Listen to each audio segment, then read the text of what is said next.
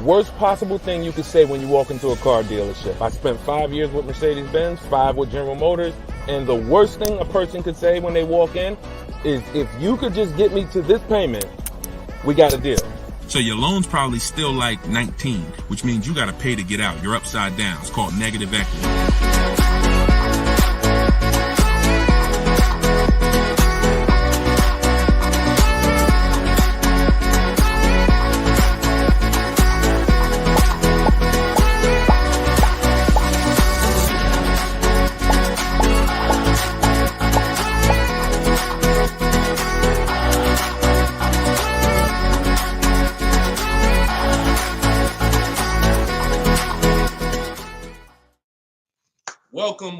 Welcome to episode 4 of Car Shopping Questions and Answers. We are live on 4 platforms: Instagram, YouTube, TikTok, and Facebook. Okay, we already got people asking questions on TikTok. As you come in, we do these shows at 12. Hold on, I want to give my camera time to focus because I'm doing a lot of moving.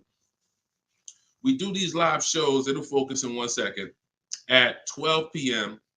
and 3 p.m. Eastern time. Hold on, I'm out of focus. There we go. 12 p.m. and 3 p.m. Eastern time. Now, we broadcast these shows throughout the day because a lot of people can't make the live broadcast. You want to tell your friends about it. If this is your first time with us, you've never been on a live with us before. Oh, wait, hold on. They're saying that hold on, can't hear. No sound. All right, hold on. Let's see. How about that? We're good on TikTok? Let me make sure we're good here on, give me a clear if we're clear on Facebook now. Give me a clear. We always got to do the housekeeping, y'all, and I need your help. Before we get busy, let me know audio is good. I see we're clear on TikTok. How are we on Instagram, on YouTube, on Facebook? All right, perfect. I see the thumbs up just came through. Okay, so this is episode 4. We do these live shows 12 p.m. Eastern time and 3 p.m. Eastern time. So you'll see the broadcast throughout the day, but if you want to actually be live with us, then you want to join us on any of the 4 platforms at one of those 2 times: Monday, Tuesday, Thursday, and Friday. So we are live. My name is Deshone the Auto Advisor. I am the author of the digital book, Cars from Home, 7 Steps to Saving Time, Money, and Avoiding Dealerships. You can get your copy for 75% off during the show over the next 30 minutes in my TikTok bio, in my Instagram bio, or I'm going to put the banner up here. You can go to deshonsbook.com. We have a link in the comment. We have a comment link in the comment section. So I want you to start typing your questions. We get very, very busy. Have your notes ready. Be ready to unlearn what you've learned about cars, because we get below market deals, and that should be your only mission when you are car shopping, is to get below market deals. All right. Now, one thing that I want to discuss. Okay, matter of fact, let's go. Go ahead, throw that up. Let's go to Frankie's question. So this is from TikTok. Can you please give me the percentage breakdown on leases again? Okay. The 1% rule has been around since probably before I ever even got into the car business. The 1% rule says that if your lease payment is 1% of the MSRP, or less, you stole a car. No down payment. So I had a 2018 Jeep Grand Cherokee. It was a $35,000 vehicle. My lease payment was $330 a month. That was under 1%. That's how we indicate that. Now, how we're doing the math is we are taking the MSRP, taking the monthly payment rather, and dividing it into the MSRP. For example, $330, which was my payment, into the MSRP, which was $35,000, and then that gives us 0.009%. 0.009%. Good afternoon, Vivian. Good to see you. So That's how you do it. Now you can multiply by 100 if you want to really get the percentage. You multiply by 100 and you'll see 0.94%. So that has been around for a long time. Shout out to the sharers. I see you, Frankie. Thanks for sharing. Please DM me too. I'm still waiting on ideas for what we could do for the people who share the broadcast. I mean it. We want to make sure we are rewarding people who share, tag, people who invite people to the broadcast. So DM me these ideas. Those are the only DMs I'm looking for because we get too many DMs to really respond to them. We get probably 50 to 100 a day. So we can't respond to all DMs, but those are the ones that I'm looking for. Okay, shout out to everybody who shares. Now, that's been around for a long time. That's how you know you stole the car. It's not even a question now that we still need to get offers because like this is Freener right here. This is why you never want to get excited about one offer unless it's the lowest bid. Here's why. Freener, she just got a, hold on, I'm putting it up here on the screen. She just got a 0.88% lease on a Jeep Grand Cherokee hybrid anniversary edition. $65,000, $65,950 was the MSRP. Her best bid was $579 a month. She's in the video library. She has what we teach. Getting bids. See, so sometimes you could look and be like, oh, this offer looks really, really good. Should I take it? Not if it's not the lowest bid. It must be the lowest out of at least 5 offers. Because what I always tell you is 80% of dealers are overpriced. They're going to overcharge. So that's how you know if you won. Now we had to come up with something. When I started teaching people about leasing, I said, oh, shoot, some of you going to go out here and you've been buying your cars and you're going to walk into dealers and you're going to get a lease and you're going to think it's good because you're still paying less than somebody who actually bought. But we had to come up with something that was showing you when you were overpaying for a lease. And so I started doing some math because I love math. And once I worked the math out, I said, okay, how much are we paying before we're paying too much for a car we're giving back? 1% is the steal. But what's the limit? And I started looking at how cars depreciate, how much car, if you bought it, how much the car would depreciate. And I came up with 1.5%.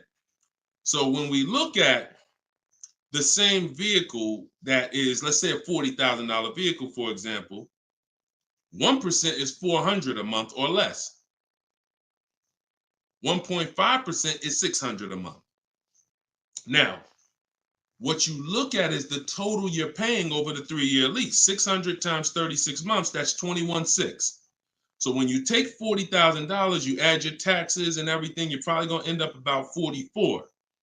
21 is about the threshold where you're still paying less than if you had bought. You're still losing less value, but and you're tying up less money. But at the same time, that's the limit. Above 1.5%, there's no value in this lease anymore. And that doesn't mean we go buy the car. That means we look at competitors because competitors do offer more aggressive lease pro. Every single vehicle, you guys, and there's over 400 of them, has a different lease program. Sometimes even the trim level is different. The Touring has a different lease program than the Limited. So we don't deal with overpriced leases. And so that's why I created the 1.5% rule. That's how it became to be, based on the fact that I knew a lot of people, as they unlearned that bad advice about leasing, as I taught it and as they heard it from other people, they were going to go and get leases. And it's important that you know when there's no value in a lease and you shouldn't be accepting a lease. And that doesn't mean, and look, let me be very clear. That does not mean, that's why I explained the first part of this question, of this answer. You don't walk into a dealer and say, hey, I'm trying to get under 1.5. You don't walk into a dealer and get a lease quote and then you say, hey, well, look, I got to be under 1.5%. No, you're doing this wrong. Again, my mindset and what I'm trying to get you to use is Cars from Home, where you should be, the only reason you should be in a dealership is to test drive cars. if you're buying new cars or leasing. Test drive, you're in and out of there in 20 minutes. The next time you're back in a dealer is another 30 minutes to pick up your car if they don't deliver. That is the only reason. We never talk numbers in a dealership for a new car or a lease. Are we clear on that? These are rules where it's like, if you want to use what I teach, and I want you to use it so that you can get the results that Frina got, that Danielle got, that we've worked with over 8,000 people in the last since 2021. I want you getting those results. And in order to get them, you got to know what the boundaries are. Deshone says we never talk numbers in the dealership because you have no leverage there. Your leverage is at home, in control, communicating with multiple dealers, and where you can't get emotional. Okay? Clear? So that's the 1% rule, and that's the 1.5% rule, Frankie. Great question. Okay, shoot the next one in, Dolan.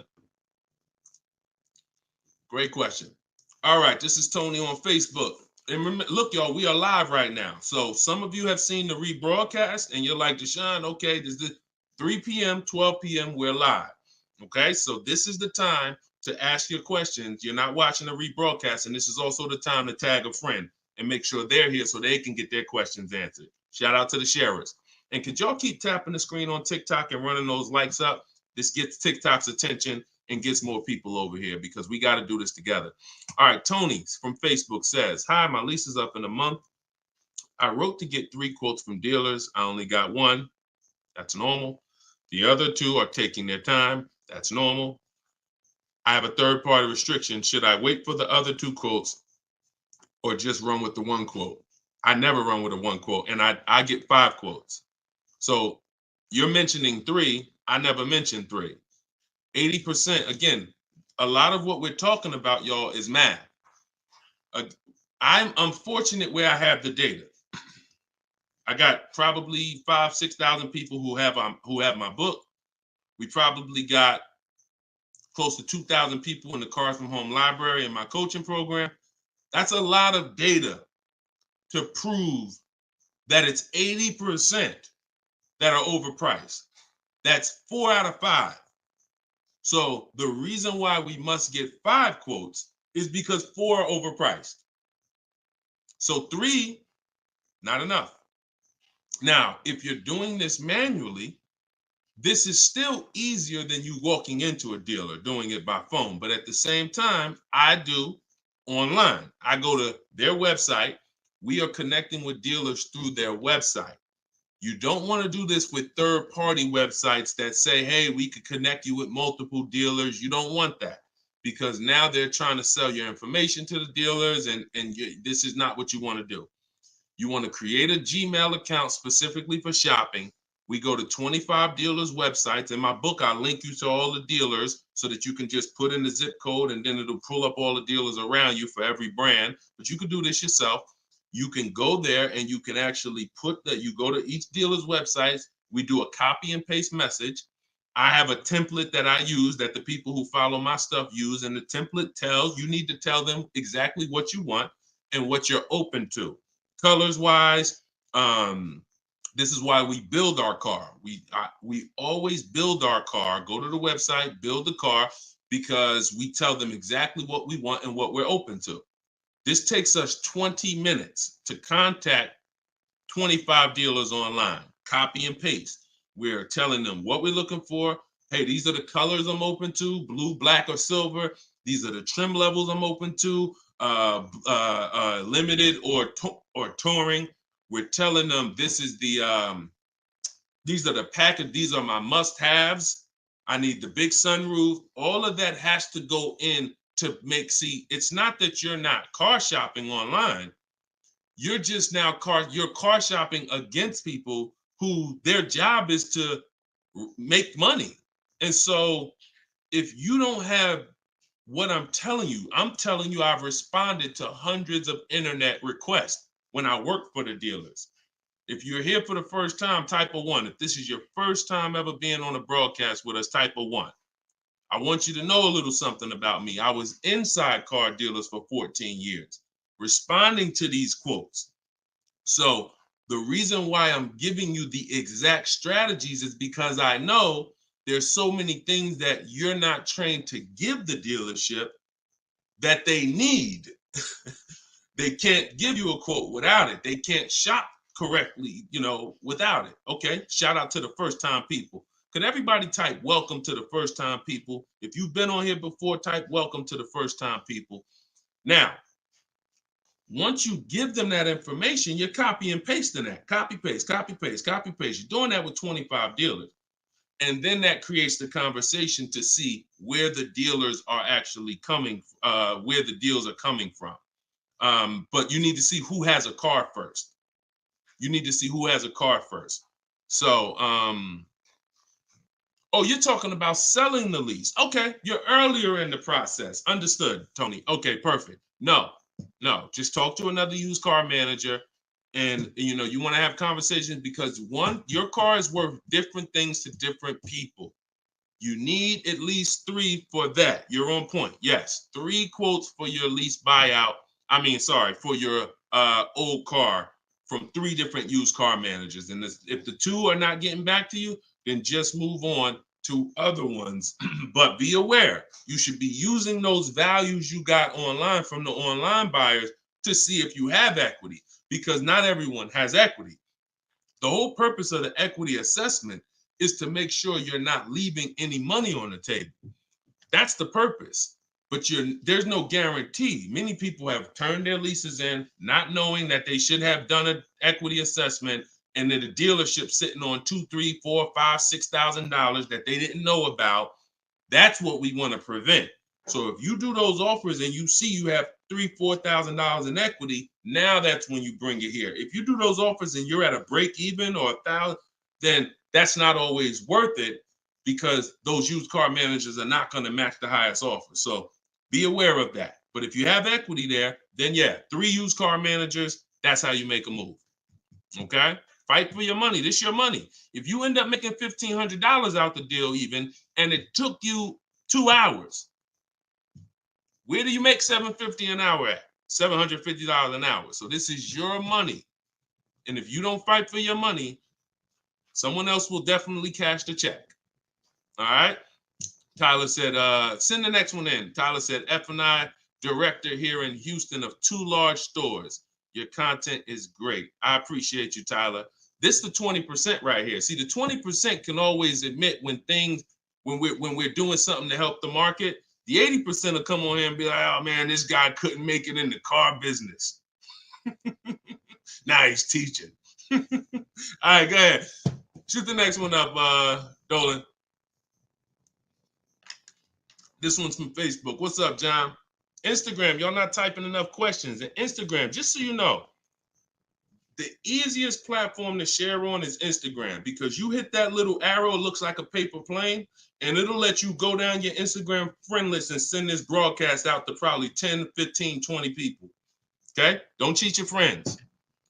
All right? Shout out to the sharers. John from Facebook says, is it hard to purchase with a charge-off on credit 3 years old? So everyone who has credit issues should be following Shonda Martin. She's on all the platforms, Road to 750 plus. And you should be working on getting your credit to the point where you can qualify for the best programs. And you don't need an 800 credit score to qualify for the best programs. You usually need close to 680, 690 will usually qualify you for most tier 1 leases. Now there are some cars that have super tier where you tier A1 plus, but that's not most leases. That's not your standard everyday cars that most of us are leasing or buying. So the question is, the answer is, if you don't need a car, then you should be working on your credit. If you need a car, then there's nothing you can do. You need to make a move. And so I recommend a company like Limbuzz. We're always going to give the dealer a chance to match or beat our offer. So whoever we end up buying our car from, some of you have been taught never let the dealer participate. That's costing you money, because the dealer has 7, 10, 12 banks on their end. Now, If they're trying to beat and earn your business, now that's a winning position. See, check this out. When you have a finance manager who's saying this about you, what's the highest interest rate you think they'll pay? What's the highest payment you think they'll pay? That's a bad position to be in. That only happens when you have no leverage, you haven't shopped, you haven't come in with an offer, and now they're trying to see the highest interest rate that you'll pay. We're not doing that. You're doing it our way, which is we're going to have we don't let anyone touch our credit until after we find our car. Now, once we find our car, get our best deal through a bidding system, now we're going to take that purchase agreement, that's a receipt. Yep, I see the questions coming in on Instagram. We got you. Hold on, Atlantis. Once you see the long form receipt, now you take this home, and this is when you're going to contact your bank, your credit union, the online lenders. You're going to go online lenders, online banks, online credit unions. You're going to let all these people have a shot at your business. If you do this within a small window of time, if you do it my way, it'll only take you 2 days. This is going to weigh on your score the same as one hard inquiry, because this is something called rate shopping. This is not going from dealer to dealer, getting turned down or putting in applications and nothing like that.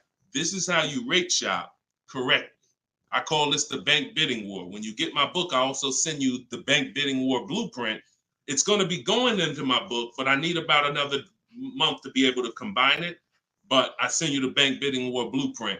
Now, the bank bidding war is 3 rounds.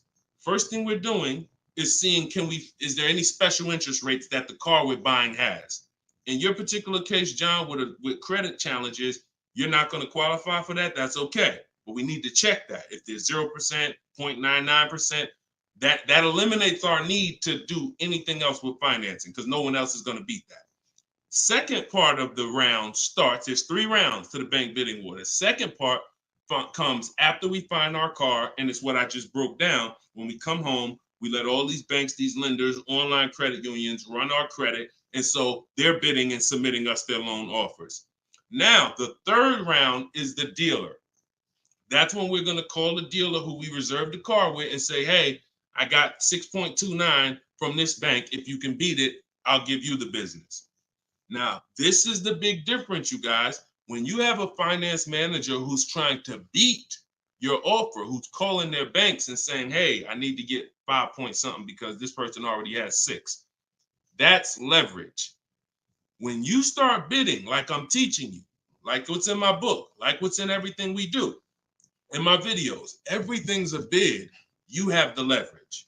And there's no way for you to overpay when you are getting bids. So that finance manager calls you back, it's only going to be 1 or 2 answers.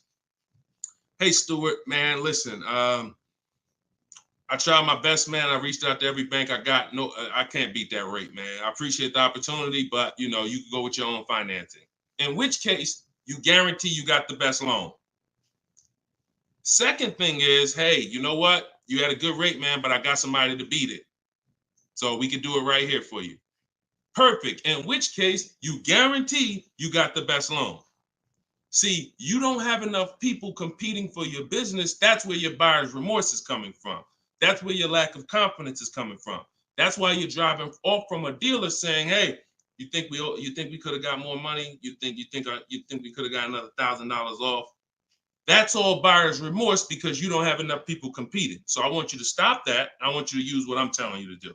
All of this is in my book for those of you who like Deshone. I don't even want to remember all of this. It's all in my book, Cars from Home, 7 Steps to Saving Time, Money, and Avoiding Dealerships.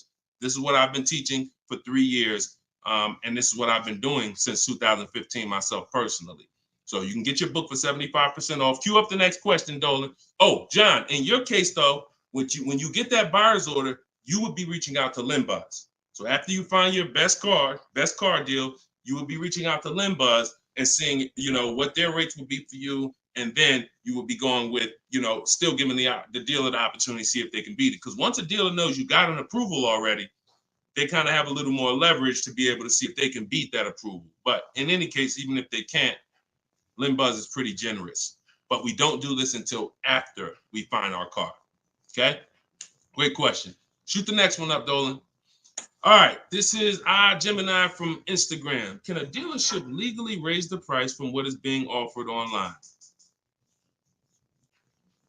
Listen, nobody's suing dealers. So it's not really about what's going on legally. It's probably more ethics than anything. And we don't expect dealers to be ethical. We don't need dealers to be ethical. They've proven that the majority of them aren't ethical. So when you're not ethical, you walk the fine line between breaking the law and not. You walk that gray area. You know, yeah, I overcharged you. I know you could have paid less, but I know, yeah, whatever. But I know I could have sold you the car for less. But I'm gonna tell you that this is the best. Like, all of this stuff is unethical, but it's legal. So when it comes to what we're doing, our job is to protect ourselves. You can't go into a car dealership expecting them to protect you. You can't go into any business transaction expecting the person you're negotiating against or the person who's selling you a product to protect you. That's why we exist, because there's no one out there. If it hadn't been done, you'd been good. If there were, even if the I think it's the Federal Trade Commission or whoever regulates businesses were stepping in to protect the public, then we wouldn't have a need for what we do. But that doesn't exist. So it's on you. It's buyer beware. It's you protect yourself. And so I provide the tools for everyone who wants to take action to protect themselves. All right? But no, we don't expect dealers to do anything other than what they've been doing. Go ahead, shoot the next question up. Let's roll. All right. Why shouldn't a person focus just on monthly payment, monthly car note? Okay, good question. Hold on. Let me make sure I can see Instagram. All right, so this one's from Instagram. Promise Tammy said, why shouldn't a person focus on just the monthly car note amount? So if we did a little math and you go, all right, if you walk into a dealer and you're looking at a $40,000 car and you say to the dealer, how much does that car cost a month?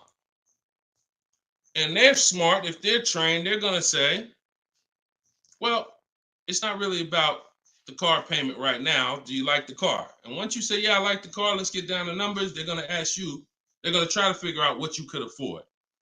Like, what's the most you could afford? Or I can't afford any more than $450 a month.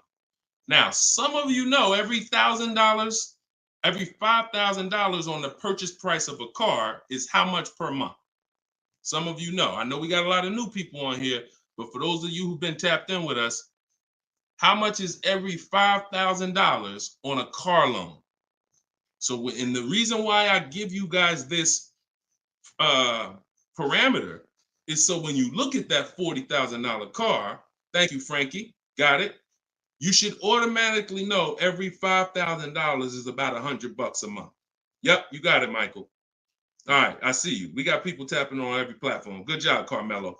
So the reason why, see, those of you who focus on just the car payment, you are some of the people who the 80% of dealers are going to manipulate the most and make the most money on. Because when you come in, if you don't realize that that $40,000 car is in no way close to $450 a month, now you have someone who's going to try to manipulate the loan to make that car $450 a month somehow. Now, it's usually going to end with you having a super long loan. So I've had people come to me years ago, friends that would say, Deshone, what you think about this deal? I say, man, let me look at the paperwork. And I see, man, you know the loan is 96 months? Nah, man, I didn't even know that. Yeah, the loan is 96 months. What is that, 8 years? 84 months is 7 years, 96 months is 8 years. So you're out the door at an 8-year loan. Now, I'm not going to assume you know why that's bad. So I'll say that an 8-year loan leads to too much interest, and it's what it is, because if they got you an 8-year loan, it's certainly at a high interest rate, because banks know that those loans, people who need 8-year loans, are risky. People who need 8-year loan, they got to protect themselves because typically the car may have problems in the long run. When you go down, see the whole point with a shorter loan, 5-6 years. Some people want to be conservative. You take 4 years, but you want that car paid off by the time maintenance comes, by the time repairs start being needed, because cars need repairs every now and then. So you want the car paid off. They know that if we give this person an 8-year loan, typically they're probably gonna have issues around year 7, year 6, even depending on the age of the car. So the length of loan, I teach something called the rule of 72 and the 10th birthday. I will not in any way co-sign anyone getting a loan longer than 72 months, which is 6 years, because we don't have, see, what's the longest loan, a mortgage that any of you would take? Let's keep a real fast dialogue going. All of this is to really answer the question that Tammy's asking, which a lot of other people have. So we need to indicate why this makes a difference. The longest mortgage most of you are going to take is 30 years. Mortgage. There are 40-year mortgages available. There's 50-year mortgages available. No one on here said, yo, I do a 50-year mortgage. Why? Because we already know inherently anything longer than 30, that means we can't afford this house. That means we're looking at the wrong house.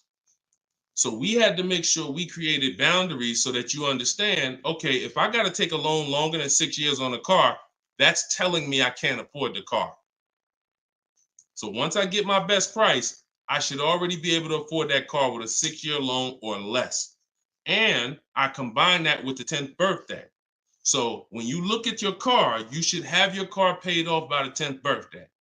You're taking a lot of risk if you got a loan on the car past its 10th birthday.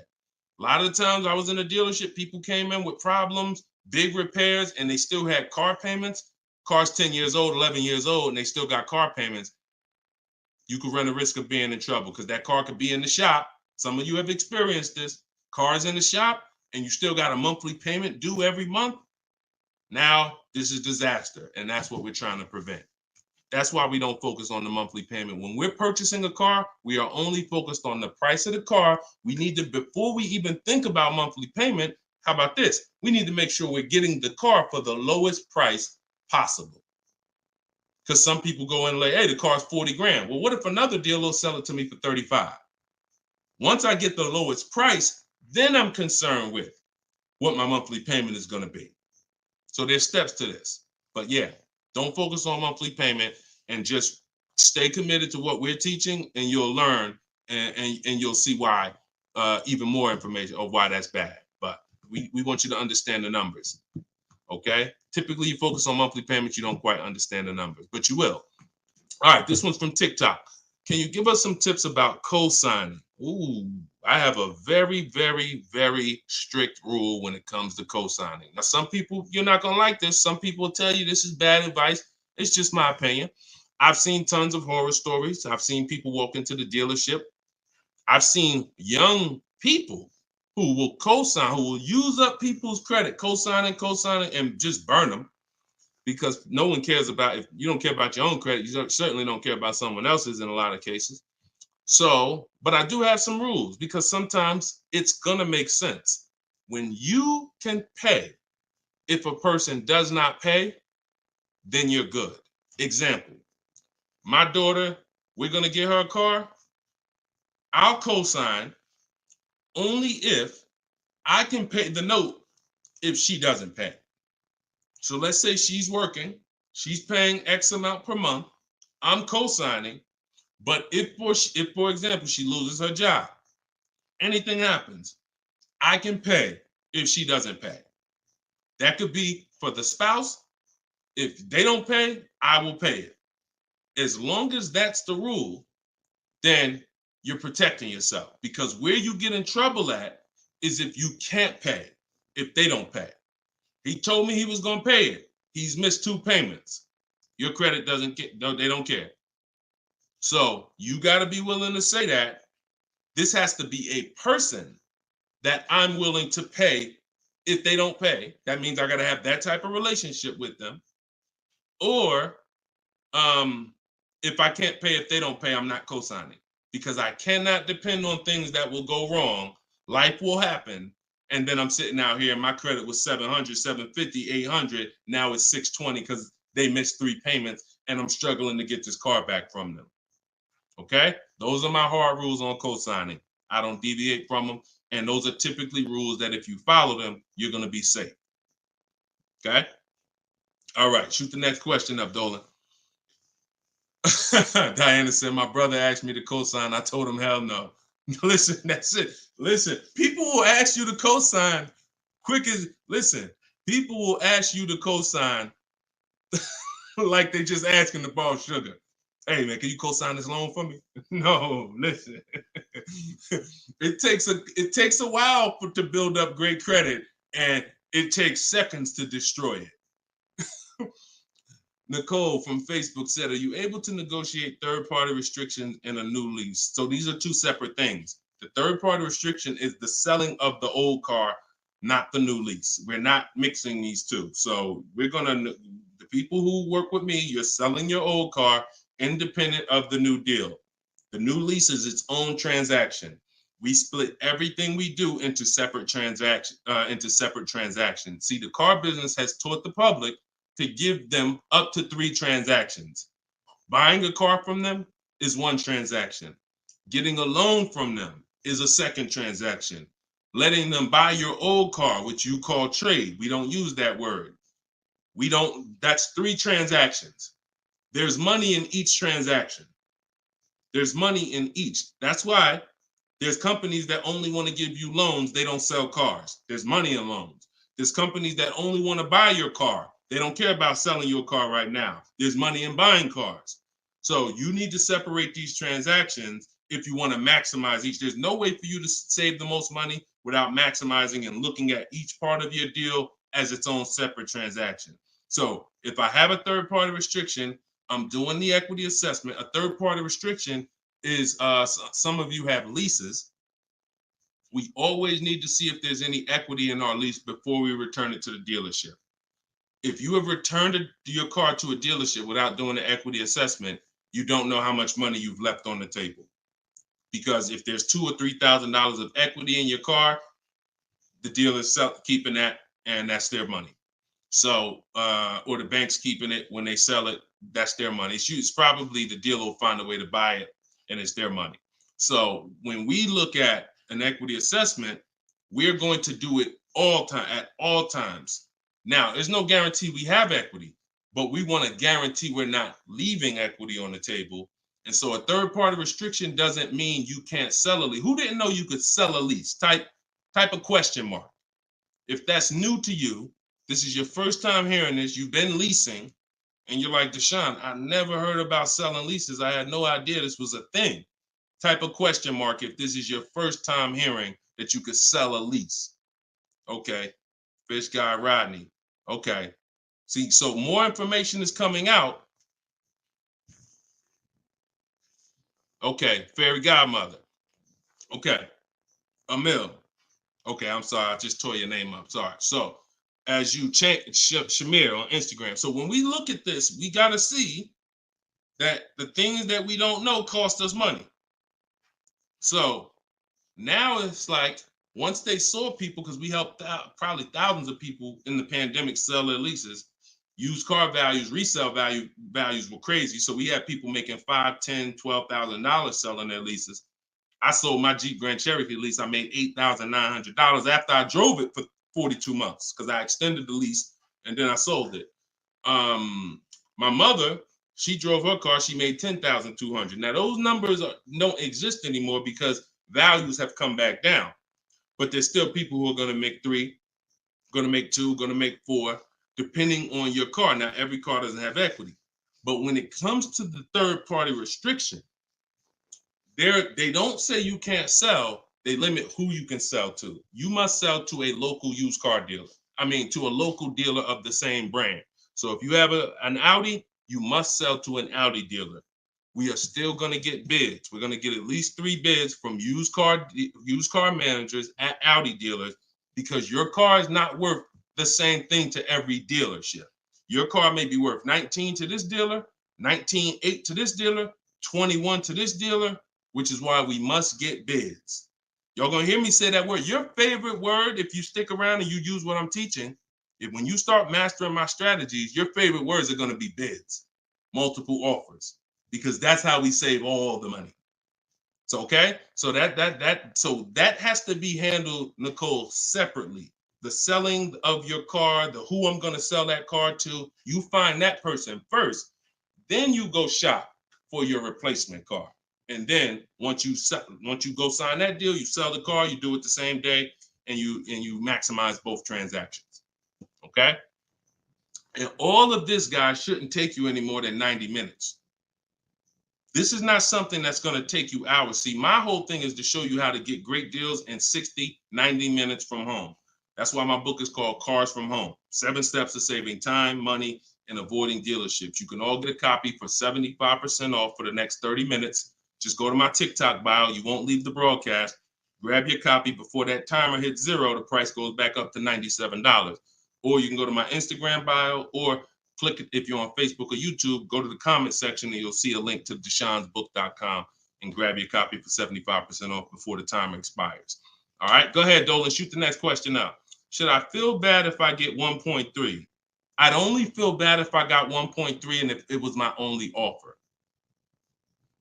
If it was my only offer, or if I only got 2 offers, then yes, because I'm going to tell you why. I'm going to show you something. When I look at what I see, hold on. Okay, hold on. We saw Freener. Some of you saw Freener. That's 0.88. That's just ridiculous. 0.88. But look, Charles, he gets a Palisade. He's paying $48,000 vehicle. His best offer was $597 a month, 1.23. Now, look at and sometimes people who are getting phenomenal, who are looking at cars that are super, super popular, they'll go a little further, and he reached out to 35 dealers. Now, I want you to pay attention. Some of you, the average person only shops 2 dealers. My strategy is I teach 25 to 5. But once you see my copy and paste system, which is in my book, I have a copy and paste system where we're on their website. You'll see that I could talk to another 10 dealers. It only take me 10 minutes to open up contact with another 10 dealers. We always use a separate email. Do not contact dealers from your personal email. I'm warning y'all. It's not going to work. You're trying to go through your work email, and then you got your personal stuff, and then you're seeing the car dealers. Don't do it. Create a separate Google email, and that's how we do it. So he said, I reached out to 3,500 dealers, got 10 quotes back. So that $597 a month, 1.23 is the best out of 10. So so I always tell you, when you do it right, you're going to see offers that are $150 to $200 a month more. That's when you know you've exposed the 80%, and that's when you know you shop the right way. If you don't see that type of spread minimum, you haven't shopped enough offers. So that's the only time I would feel bad, GKA, is if I didn't get at least 5 quotes, because I don't know if 1.3 was the best. I'm gonna tell you a funny story too, because Freena's in our coaching program, and Freena reached out and she said she was looking at a Jeep Grand Cherokee. Get ready for the next question, but I'm gonna tell y'all, I want to hammer this home so y'all understand the importance of multiple offers and you don't get lazy, because the things I'm telling you might take another 30 minutes, 40 minutes, and they save your family $3,000. You can't put a price on. Well, you can put a price on that. So Freena was shopping for a Jeep Grand Cherokee Limited. She comes to the group and she said, Deshone, this was the best offer on a Jeep Grand Cherokee Limited. It was like 1.2 and change. But she said, the guy that made me this offer said he has this 4XE. It's a hybrid. And he said he could actually do better on that one. She said, what do you think? He told me what it would be. It would drop the price here. I said, if you're open to that, then you need to run your quotes again and get 5 more offers on that vehicle, because it may have a better lease program, in which case you need to open it up again. She opened it up again. That's how she got her 0.88% lease. So if she would have just said, well, this guy is getting me 1.1, I'm going to just take that, then she never would have found a 0.88. multiple offers. That's probably $100 a month difference than what the last offer, $100 a month times 36 months on this lease. You're talking about $3,600. And she did it in minutes. Once y'all learn how to do this, it's minutes. This is not hours. I'm not spending more than 60 minutes on shopping for a car. Now, that doesn't mean I'm not spending time to decide what I want. But once I decide what I want, once you know what you want, 60 to 90 minutes to get the best deal. That's it. All right, shoot the next one up, Dolan. Keep the questions coming, y'all. We are live every day at 3 p.m. Eastern time. Well, not every day. Monday, Tuesday, Wednesday, Thursday, and Friday. Monday, Tuesday, Thursday, and Friday at noon and 3 p.m. So this is our live show. Okay. Throughout the day, though, you may see a broadcast and you'll know, okay, you'll still be able to get value because most of the people who are asking the questions on here are asking the same questions you would have asked. So go ahead, Dolan, shoot it out. This is Raymond from YouTube. How do you structure a lease? So the first thing you want to do is look at the car you're thinking about leasing. And we like to use a 1.25% formula estimate to see if we should be even looking at that car. Okay. So if I'm looking at a car that's $40,000, I'm doing a 1.25% estimate. I'm multiplying it by 0.0125. And then I'm going to see, 40,000. I'm multiplying that by 0.0125, and that comes out to 500. So that's going to tell me if I'm looking to be at 300, that's not the car that I'm going to be looking for in most cases. Now, we don't know if the best deal is going to be 1.25, but we're trying to estimate based on a bad deal is above 1.5. Anything above 1.5, we're overpaying for our lease. No money down. Money down comes later. Now a steal is 1.1%. So I teach something in my book. It's called 1% is the steal. Between 1% and 1.5% is the deal. And then above 1.5% is time to chill. We don't do that. So that's the first thing. Now, once we move past that, now it's time to choose our mileage. So we're going to look at our lifestyle. We're going to see how much we drive to work, how much we're going to be driving the car. And once we come up with that, you're just doing some simple calculations. What's your round trip to work? 10 miles. How many days a week? 5 days. Okay, that's 500 miles a month. That's if you do the math. Let's say your trip to work is 20 miles round trip, and you do that 5 days a week. You're doing 100 miles a week to work. Times 52 weeks of the year, that's 5,200 miles. So I walk you through this in my book, but this is simple. 5,200 miles, and then you say, okay, well, I like to do a little leisure. I like to take a little trip down here. I go fishing, 1,000 miles away, blah, blah, blah, blah. So you're calculating what you're going to do. The easiest way to do it is to look at your old car and see what you've done. But if you don't have an old car, this is how you calculate it. You come up with, all right, I only need about 9,000 miles a year. Perfect. All of our leases, we shop our offers with 12,000 miles a year. That's your average miles. That's what we want to base our formula from. So whenever we reach out to a dealer, we do this online. As I said, everything we do is online. Once we do this, we're shopping multiple dealers and we're telling them, work us up a lease quote. First month's payment, total out of pocket. If you were on the last show earlier, we talked about we don't say down payment anymore. We say total out of pocket, TOP. Everybody who's clear on TOP, if you were on the last broadcast, type TOP. If you weren't, TOP is total out of pocket. That means only thing I'm giving you for this offer right now is my first lease payment, and I'm driving off. Total out of pocket. We're not saying down payments anymore. Okay? So now, we're structuring our lease with first month's total out of pocket, 12,000 miles per year, and that's how we're sending the offers out to the dealers. All online, all copy and paste. These are all templates I have, but I have templates where you just fill in what you want, blah, blah, blah, all in my book. There are links, there's templates, but if you're going to do it your way, that's fine, but this is how you do it. And you can sit in your computer and just copy and paste. And now you're looking to get 5 quotes. That is the mission. 5 quotes, and that's it. That's how we structure our leases. Once you're done and you get your best quote, Now that's when you adjust your mileage. So once you identify the best dealer, the winning bid, now you're going to say to that dealer, hey, can you adjust the offer to 10,000 miles a year? Can you adjust it to 18,000 per year? Can you adjust it to 25,000 per year if you're a high mileage driver? And you adjust it from there. But that's it. You do this over and over, rinse and repeat. Rinse and repeat. All right. Great question. Shoot the next one in, Dolan. All right. Shout out to the sharers. Thank you, Liba. I see you. Thank you so much.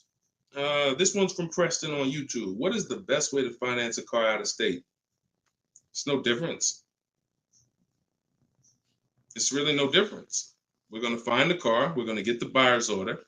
We're going to have them. Now, the thing about a used car, if it's a used car, we got to test drive the car.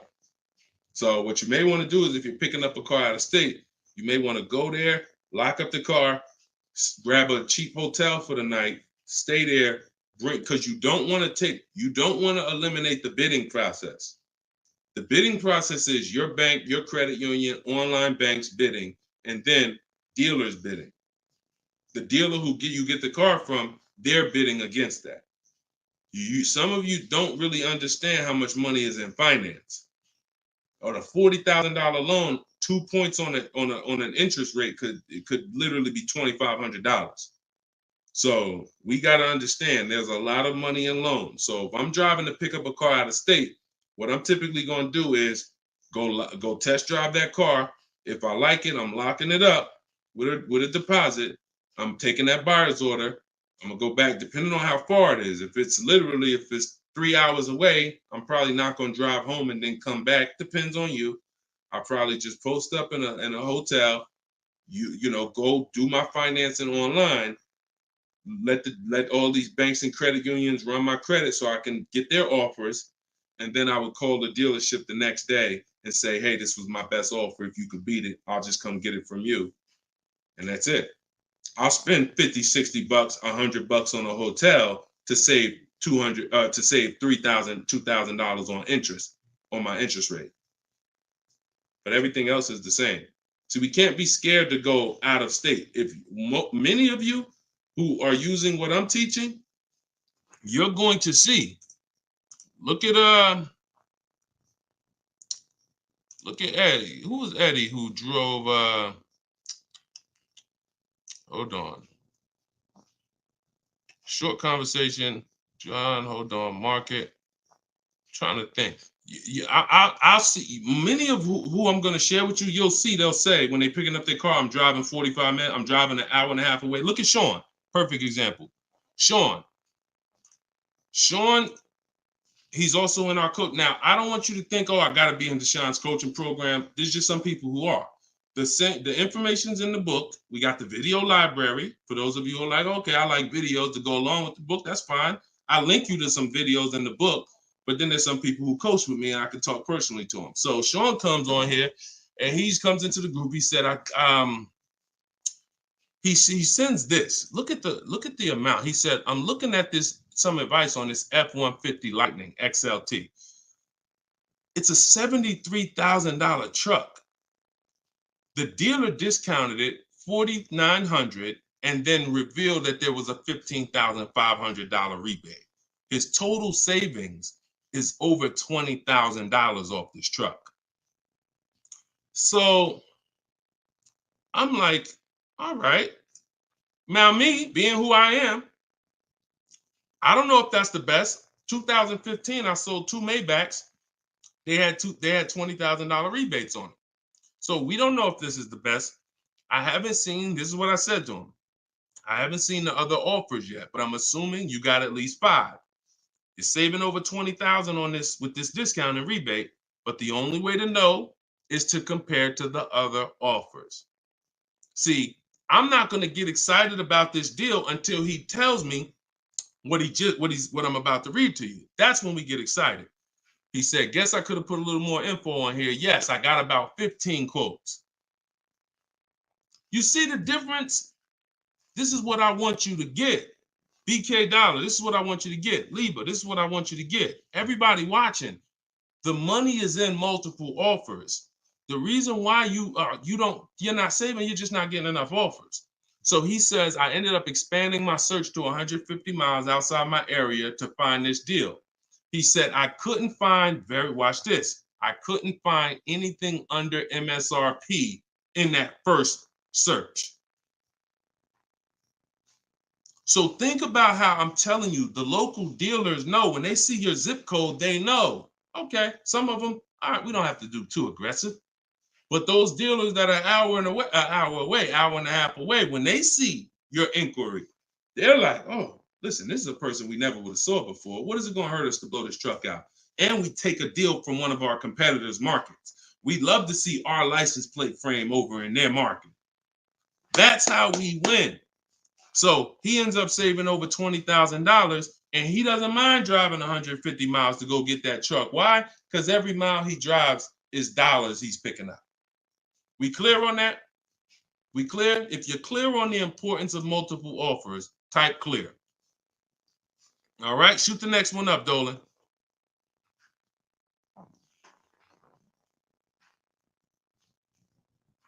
Okay, this one's from Instagram. Atlanta's Black Gabriel, or Gabrielle. I think it's Gabriel, my fault. So, in the market for a new Chevy or used Chevy Malibu, what's the best route, leasing or financing? How many years are you keeping the car? If the answer is 8, then you should be buying. If it's at least 8, see, I teach something. My book is called Cars from Home, 7 Steps to Save Time, Money, and Avoid Dealerships. Everything I do, when you go, the video library that we have, your best deal in 7 days, 7 steps. These are not going to change. The first step is the foundation to your deal. The first step is the foundation to your deal, which is lease or buy. Because you cannot get a good deal if you bought when you should have leased. It's impossible, because the amount of money you're going to pay on the purchase is going to be too much if you buy brand new. And if you buy pre-owned, it's going to be about the same amount you'll pay. So when you buy, if you're not keeping your car 8 years and you buy a used car, 3-4 years old, and then you trade it in 5 or 6 years, you're going to pay the same amount or even a little more than someone who got a great lease deal and drove brand new vehicles.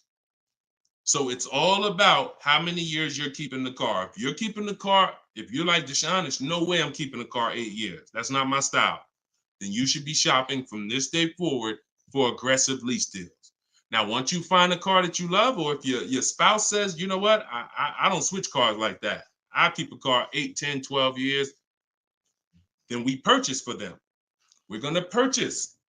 But for those who are not keeping their cars 8 years, you are losing thousands and thousands and thousands of dollars not leasing cars. Thousands, thousands and thousands and thousands and thousands. All right? That's the 8-year rule. It's the most important question. It's the first thing you ask when you are car shopping and you're ready to car shop. How many years am I keeping this car?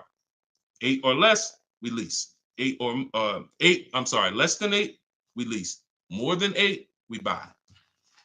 That's how we avoid the depreciation. So go ahead. It's a hard rule. You want a follow-up question to that, or anybody want to? Because I know some of you are like, Deshone, I was taught never lease.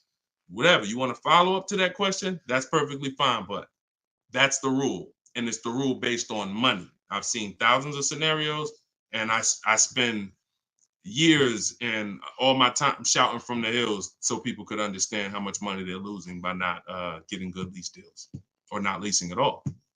Okay, go ahead, shoot the next one up, Dolan. Okay, this one's from TikTok. All right, Peyton. Do dealerships finance used cars too? Yeah, sure. Absolutely. But we don't finance, dealers are our last offer for financing, never our first. So what you should do is you should go watch the replay from earlier, episode 3. This is episode 4 of Car Shopping Questions and Answers. We do these lives Monday, Tuesday, Thursday, and Friday, 12 p.m. Eastern time and 3 p.m. Eastern time. For those of you who are like, because I want you to be able to tell your friends. Today, some of you are going to run into people who are car shopping. You need to be telling them, hey, you got to check this guy, Deshone the Auto Advisor. He does this show, live show, 12 o'clock, 3 o'clock, Monday, Tuesday, Thursday, and Friday. But you want to watch episode 3 where we went into detail about how we don't finance. In fact, early, I think we talked about it early on this episode. Your financing should be independent from the dealer. The dealer should be your last offer for financing. Because what you're asking for, that's 2 transactions. You're giving them 2 transactions of business. You're giving them the purchase of a car, and then you're giving them the selling you of your loan. So what we do is we separate these transactions and we get bids for each. So the only way I'm dealing with a dealer, the only way you're going to be dealing with a dealer is if they've won the bid, which means if I'm looking for a used car, you won the bid out of all the used cars. Like, all right, give you an example. This is Vincent. Vincent got a 3-year-old Lincoln Corsair, premium trim level, under 45,000 miles, clean Carfax, inspection, all from the comfort of home. I'm reading what he put in our group. He was targeting to find a discount of 30 to 35% from the MSRP. This is something that no one is teaching you guys about what you need when you're purchasing a used car. If you're going to be purchasing a used car in the future or your next car, or if you bought a used car in the past, type the letter U.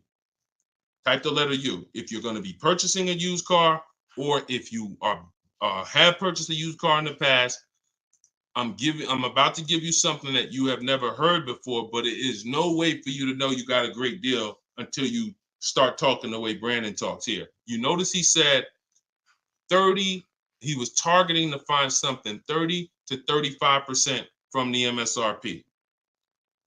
In order for us to know, I see you, Shelby. I see you, Emma. I see you, Katarina. I see you, Raymond. Okay, perfect. Atlanta's Black Gate. All right, a lot of people. Okay, so when you are shopping for a used car, let me tell you a story, give you an example, all right? So I was shopping for my pre-owned Infiniti truck 3 months, a little over a year ago. I narrowed it down to 3. Now, I narrowed it down based on title history, service records, accident history. We talked about this in the last episode, episode 4. Title history, service record, episode 3 rather. You can see it on YouTube. And if you're on YouTube, please make sure you subscribe and please hit the like button. It matters because that shows the algorithm that we talking business over here, that more people need to be here. So when I narrowed this down now I get to I think I narrowed it down to my top 4. They were all white. They were all within 30, they're all within $1,500 of each other. Now, here's the problem. This is where it gets complex for you. Because I'm looking at one that they're asking 30,000 and change, one they're asking 31,000, one they're asking 31,800. You know, they're all within $1,500, $2,000 of each other. Similar miles. On the outside, they all look similar. Without knowing, I created something called the true value percentage. What is the true value percentage? It's not what the website says is a good deal. It's the percentage off of what the vehicle was when it was brand new. So I pulled the window sticker for each of these vehicles. I pulled the window sticker, and what do I see? Now I teach you how to do this in my book. I teach you this entire process, but I'm walking you through it. Exactly. I pull the window sticker. You can get it from Carfax, depending on if Carfax has a deal with that manufacturer. Carfax has window stickers. Now, what do I see? One car is 46,000 when it was brand new. Now they're asking 31 and change. Okay. One car is 48 when it was brand new. They're asking 31 and change. One car was 52 and one car was 54.5. That's the one I got. So you see how in one instance we were confused. You would be confused. You sitting here like, yeah, Deshone, that's hard because they all look the same. They all similar price. How do we know? Once we find out the original MSRP, not only do we find out what the original equipment is that's in the vehicle, which is helpful.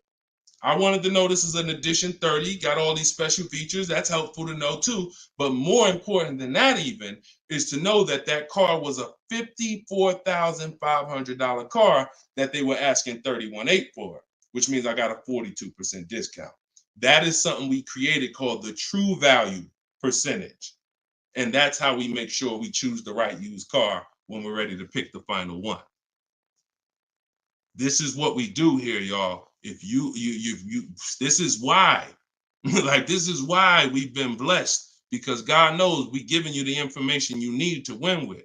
So all of this is in my new book, Cars from Home, 7 Steps to Saving Time, Money, and Avoiding Dealerships. If you want it all in one place, you can watch the show. You can watch my free social media videos. I got hundreds of them. Or you can say, Deshone, I'm going to get this it's 75% off in my TikTok bio. It's normally $97, but you can get yours for 75% off.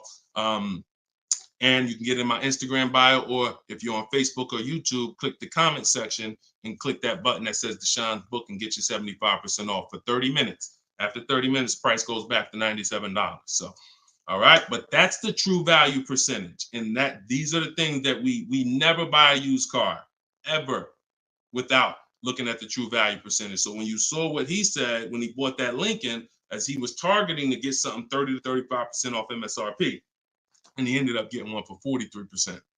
So that's what you need to know. Go ahead, shoot the next one up, Dolan. Great questions today. All right, Raymond on YouTube.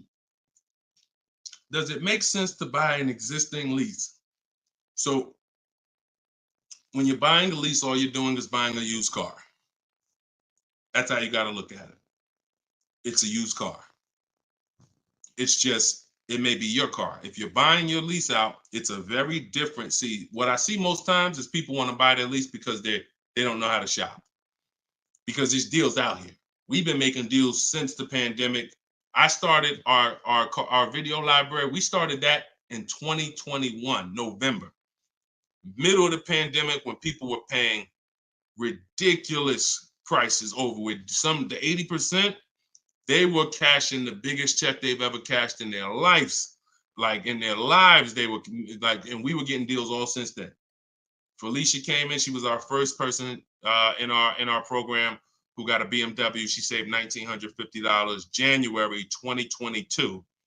And so we when you get bids, you reveal. That's why we don't pay attention to nothing out there. I don't care what anyone says, what any dealer says does not matter to me. That does not matter, because I know that if we got deals all through the pandemic, oh, forget it. That's why this market, we're killing it even more. So, you know, if you're buying your lease because you're keeping it another 8 years, you say, man, Deshone, I used to lease, but you know what? I really want to buy something that I could keep for 8, 9, 10 years. Then sure, buy the lease. But if you're not doing that, then you're moving from a lease mindset, which is I'm driving great cars, brand new cars, always under warranty in most cases, latest and greatest features, low payments, pennies on a dollar compared to people buying. That's a whole value system. That's mindset right there. These are the people who are shopping for a lease. These are the benefits of leasing. And then you're moving and saying, all right, I'm going to buy a used car now. Very different, very different. So you got to be, you have to have had a change in mindset and goals to buy your lease and buy a used car. And it's what I see most times is people just don't know how to shop. When you use what I'm teaching you to shop, get 5 offers, you're going to see there's deals everywhere. Everywhere. Go ahead. Shoot the next one up, Dolan. You can't pay me to negotiate your lease, because I do this in 90 minutes and I'm teaching you to fish. You know, I've had people who used to buy cars from me. Hold on, keep that question up from Nicole, but I saw this person on TikTok. I'm not in the business I'm in the business of teaching people how to fish. So, you know, because what happens is you're building a trust in something. Like, if you're not willing to learn what it takes to do this in 90 minutes from home, like I'm teaching you, then you are the same type of person. That same mindset will lead you to go into dealers because you're just lazy and scared. Now, I'm not saying that's you. I'm warning you to not let that be you. I'm warning you you can't pay me enough. I'm not in that business. I'm in the business of helping people all around the country. It don't matter what you pay. Of course I don't think you would ever even ask me to work for free. I'm telling you though, that's not the business I'm in, because we can help thousands of people all around the country. But you're not realizing that your transaction is a 5-figure transaction. There's nothing else in this world that you're going to give that type of control. If you were going to start a business and it was going to take a $30,000 decision, $30,000 of your money, would you ever be looking and saying, oh, could you do this for me? You see, we do things with cars because we've been programmed to do them with cars. Car dealers have made you so scared that you've been programmed to do something, but you never do it with anything else. You never do it with a house. You wouldn't say, hey, could you just, I'll pay you to get my house for me. I'll pay you to, start this business for me. No, it's only cars. So when you realize that this stuff is easy, that old way of going into dealers and going back and forth, see, you're thinking of the old way. You're thinking, oh, I need somebody to tag along with me. Yeah, I got Deshone sitting over there next to me. I wouldn't be there because I'm at home. Where you see me at, this is where you see me at is exactly where I got my Infinity truck. I just told you about the deal. Where you see me at is exactly where I get my cars from. I sit right here, and all the people who got my Cars from Home book, who are in the Cars from Home video library, they're all right here. Some of them in the airport buying cars. Some of them at their desk at work making deals on cars. Nobody who's learning from me is in a dealership making deals on cars. So that's the old way. And if you think that you got to unlearn that or you can't win with me, you got to scrap that. I know it's painful. I know it sucks. I know it makes you feel like you're a loser. But that's what I'm telling you. Scrap that joint and do it my way. And when you do it my way, you're going to be like, oh, shoot, man, how the heck wasn't I shopping like this years ago? All right. So now Nicole on Facebook. Do you shop or negotiate differently for a car that is low in inventory or shortage? No. Now, the only difference is, let's say, and this is the reason why we connect with 25 dealers. See, in my book, I said we use the 25 to 5. We got to connect with 25 dealers. This takes us 20 minutes because we're using a copy and paste system. So if you're going to all of these Chevrolet websites and copy and pasting in their contact box, copy and paste, copy and paste, copy and paste. Now, what you're doing is you're shopping out of all those dealers' inventories. So if you only do this with 4 dealers, then you only see one dealer who has a car. And they're like, oh, well, we it doesn't seem like it's a lot of these cars out here. That's why we're connecting with 25. You saw Sean, he connected with 35. And so when we connect with these dealers, we're not just doing it to get bids. That's one reason. But we also know out of all these 25 dealers, probably 10 of them have a car that matches what I would want. And then I'm going to get 5 to 7 offers. So now let's just say we're at a mid period where the 2024s are sold out and the 2025 hasn't come in yet. Now what's going to happen is all of those dealers out of the 25, maybe 2 of them have a car, and they're going to tell you, you know what, you really need to order it. That's not because it's a low inventory. That's because you're usually in between model years, and the old one has sold out, and the new ones they're waiting for it to come in. But it doesn't change the way we shop. And sometimes we will order. If I'm purchasing, I'm more likely to order because I'll get bids, and then I'll take the car. But if I'm leasing, we're less likely to order because we don't know what the lease program is going to be. See, I could get a dealer that discounts the car for me $3,000. We had a person in our group, and they were getting a new BMW X4, the X4M, like the performance edition. We had a dealer, their best bid, the dealer was taking off $3,000 off MSRP. So, but the lease program is what we didn't know. And once the car came and they put the lease program on it, we saw that it was over 1.5%. So even at that discount, wow, we saved $3,000. Now, if she was purchasing it, that's a win. $3,000 off, beat everybody else. So I don't mind ordering if I'm purchasing. But on a lease, I'm less likely to order because I don't know what the lease program is going to be until the car gets here. Okay, but yeah, that the process doesn't change. It just we have little caveats based on on low inventory. Okay, process is the same. Nothing changes our 7-step process. Nothing. All right, go ahead, Dolan. Shoot the next one up. All right, great questions today. We got Jermaine, Facebook. So how do you transition out of a finance into a lease? Instagram, y'all not asking a lot of questions. All right, hold on. Get Blooming chosen one. All right, hold on. All right, Jermaine from Facebook says, how do you transition out of a finance to a lease? All right, perfect. So now what I like about this question, Jermaine, is you've already answered the most important question, which is how many years am I keeping the next car? That's step one in our 7-step system. You've already answered that because you've determined I should be leasing. Now the next step is equity assessment. Equity assessment. Call the bank. You don't have to worry about third-party restrictions or nothing because you're not leasing. I mean, you're not coming out of a lease, rather. So you're going to call your bank, get your payoff. You're going to take 20 minutes, go on CarMax, Driveway, Carvana, Kelly's Blue Book Instant Cash Offer, AutoNation Sell My Car, Car Guru Sell My Car. Get those 6 offers. That's going to tell you if you have equity, break even, or if you have negative equity. That's your next step. Don't do anything else until you do that. Okay? See, we always have to account for our current asset before we start moving forward. What happens if he has $3,000 in equity? That means he has $3,000. He could either apply towards his next deal, or he could put that money in his bank account and, maybe he leases the next car with no money out of pocket. So equity assessment always comes even before we budget, before we plan our mileage, before we do anything. Equity assessment is what we do. All right. All right, shoot that next one up. Shoot that one up from Instagram if you got it, Dolan. It might have took you a minute, but because we got it's comments from everywhere, y'all. No matter. Okay, here we go. For your calculator, why doesn't it negotiate to the lowest offer? My calculator is the best. My calculator is the best thing that exists because it takes all the offers you get. By the way, y'all, what she's talking about.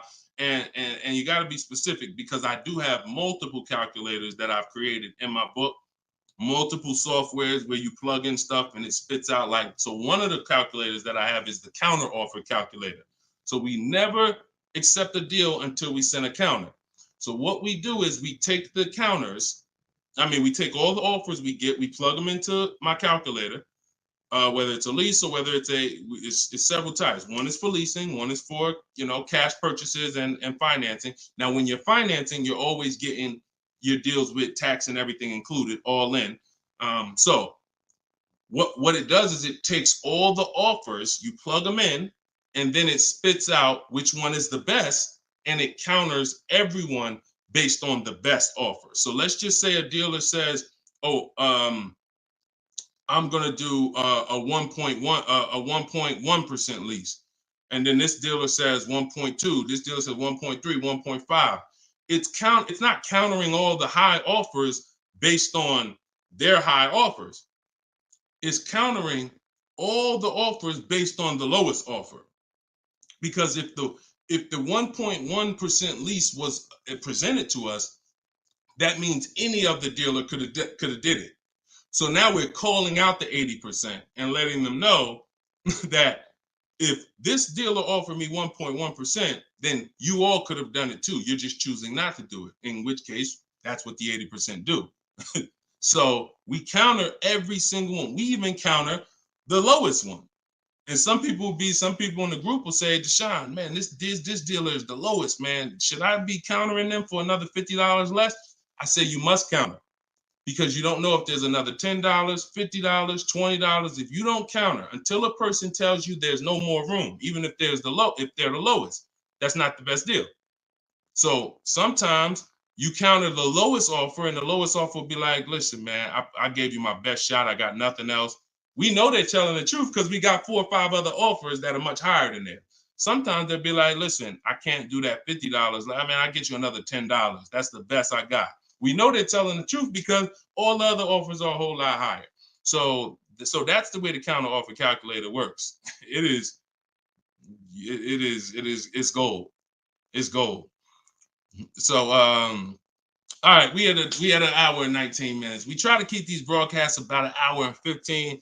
Every now and then we go a little over, but listen, y'all, we are live Monday, Tuesday, Thursday, and Friday, 12 p.m. Mark your calendars, 12 p.m. Eastern time, 3 p.m. Eastern time. I'm hoping to, in the next couple of days, have a link in my bios so that people will be able to actually go to our calendar, put a reminder, but you know it.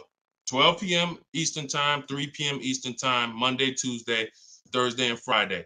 And this whole broadcast is sponsored by, if you just jumped on, I'm the creator, I'm the author of the book, the digital book, Cars from Home, 7 Steps to Saving Time, Money, and Avoiding Dealerships. You can get it for 75% off. It's normally $97, but as long as you get there before the timer hits 0, you can get it for $24 in my TikTok bio, in my Instagram bio, or you could go to deshonesbook.com in the comment section on YouTube or Facebook.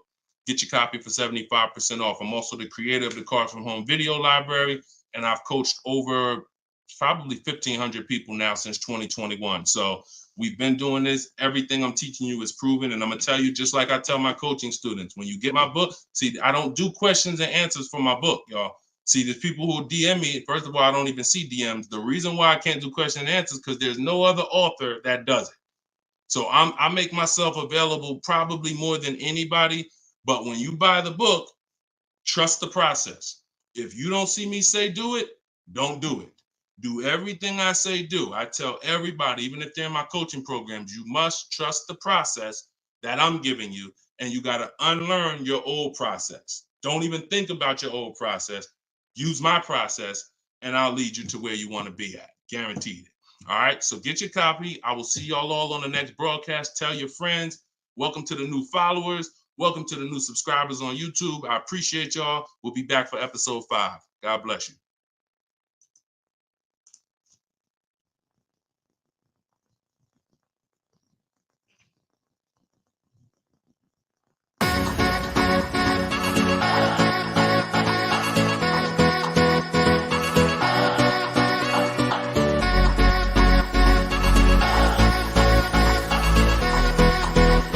The worst possible thing you could say when you walk into a car dealership. I spent 5 years with Mercedes-Benz, 5 with General Motors, and the worst thing a person could say when they walk in is, if you could just get me to this payment, we got a deal. So your loan's probably still like 19, which means you got to pay to get out. You're upside down. It's called negative equity.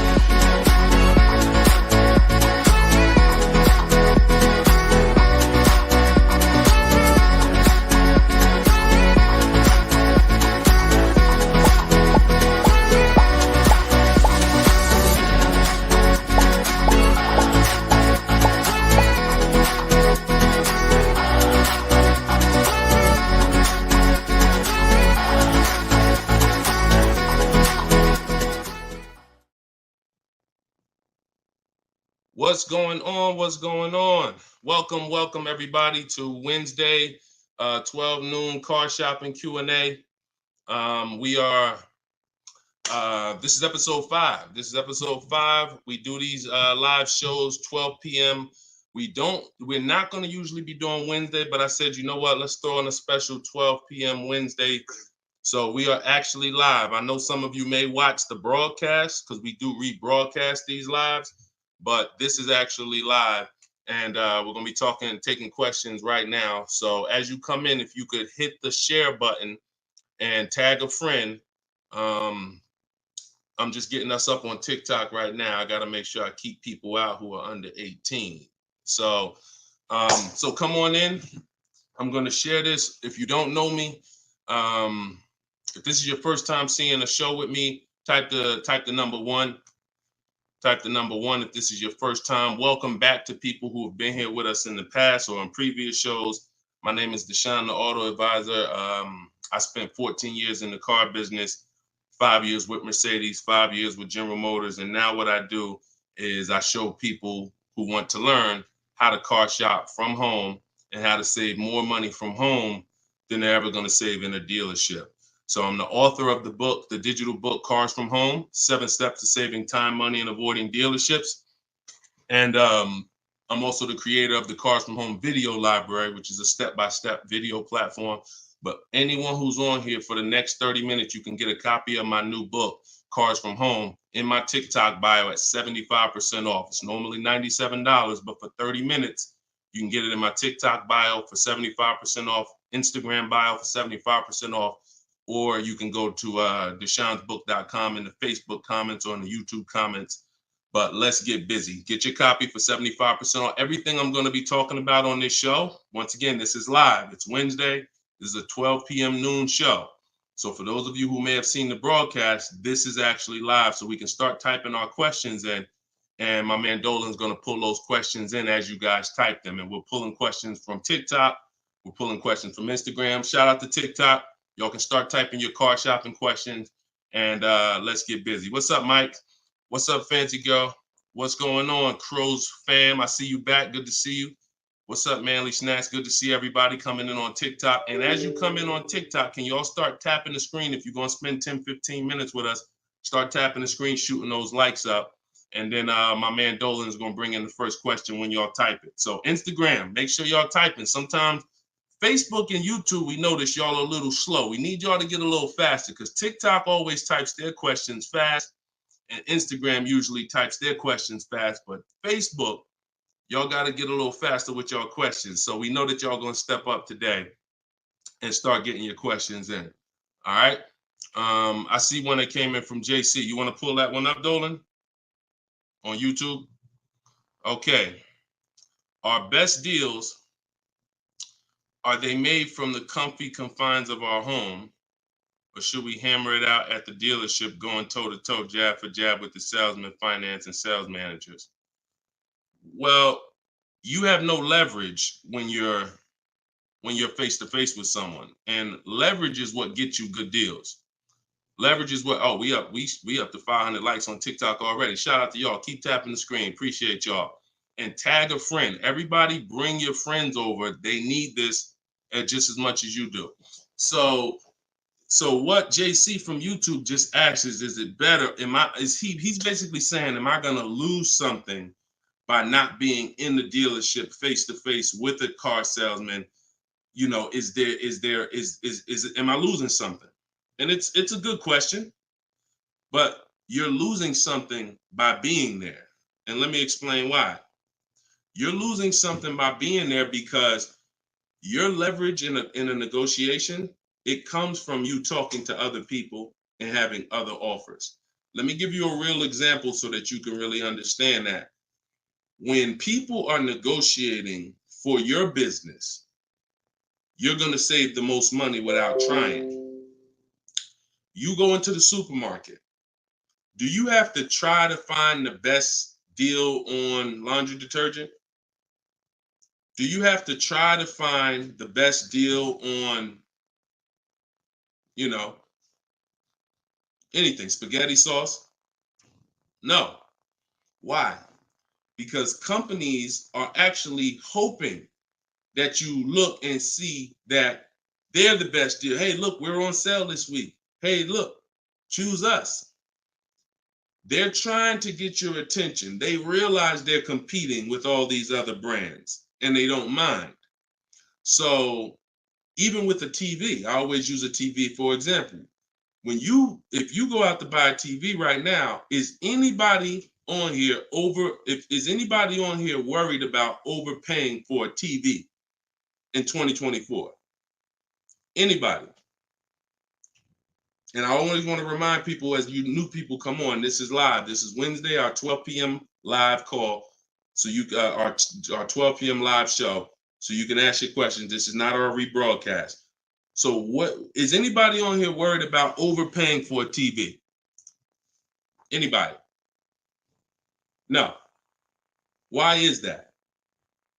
Because you already know that companies are competing to sell you a TV. Sony, TCL, Samsung, all of these companies are competing. Therefore, you're not gonna overpay. That's what we bring to car buying. In a nutshell, y'all, if I can wrap up what I'm trying to show you with Cars from Home, the reason why my brand is called Cars from Home, my book is called Cars from Home, my library is called Cars. The reason is because it's a mindset. It's a mindset. You're bringing the same mindset you would bring to shop for your TV to cars. And you don't overpay. You don't have anybody on here worried about having buyer's remorse for the TV. Look, Fancy Girl, Kiki, no. Look, RJ Newscom, no. Look, Patrice on Instagram, no. So no one on here is worried about overpaying for any of these items that years ago, we used to be worried about overpaying for TVs, but not anymore. So when you start staying at home and getting multiple offers and kill your programming that the car business has programmed you into thinking that you need to go in, then you're going to see how much money you save quicker. Okay? Who's not a good negotiator? As you come on, I want y'all to answer this question. Who's not a good negotiator? I see you, Yayo. I see you. Okay, I see you, Fun Times. Welcome, Tone Bud.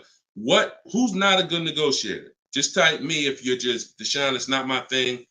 I'm not really, look, Crow's fan. No, I'm not. What's up, Tom? Julia?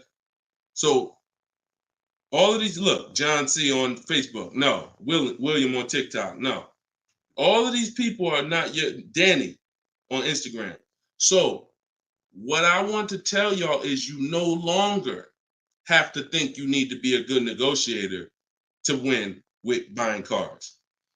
You're going to start making people negotiate with each other. And that's multiple offers.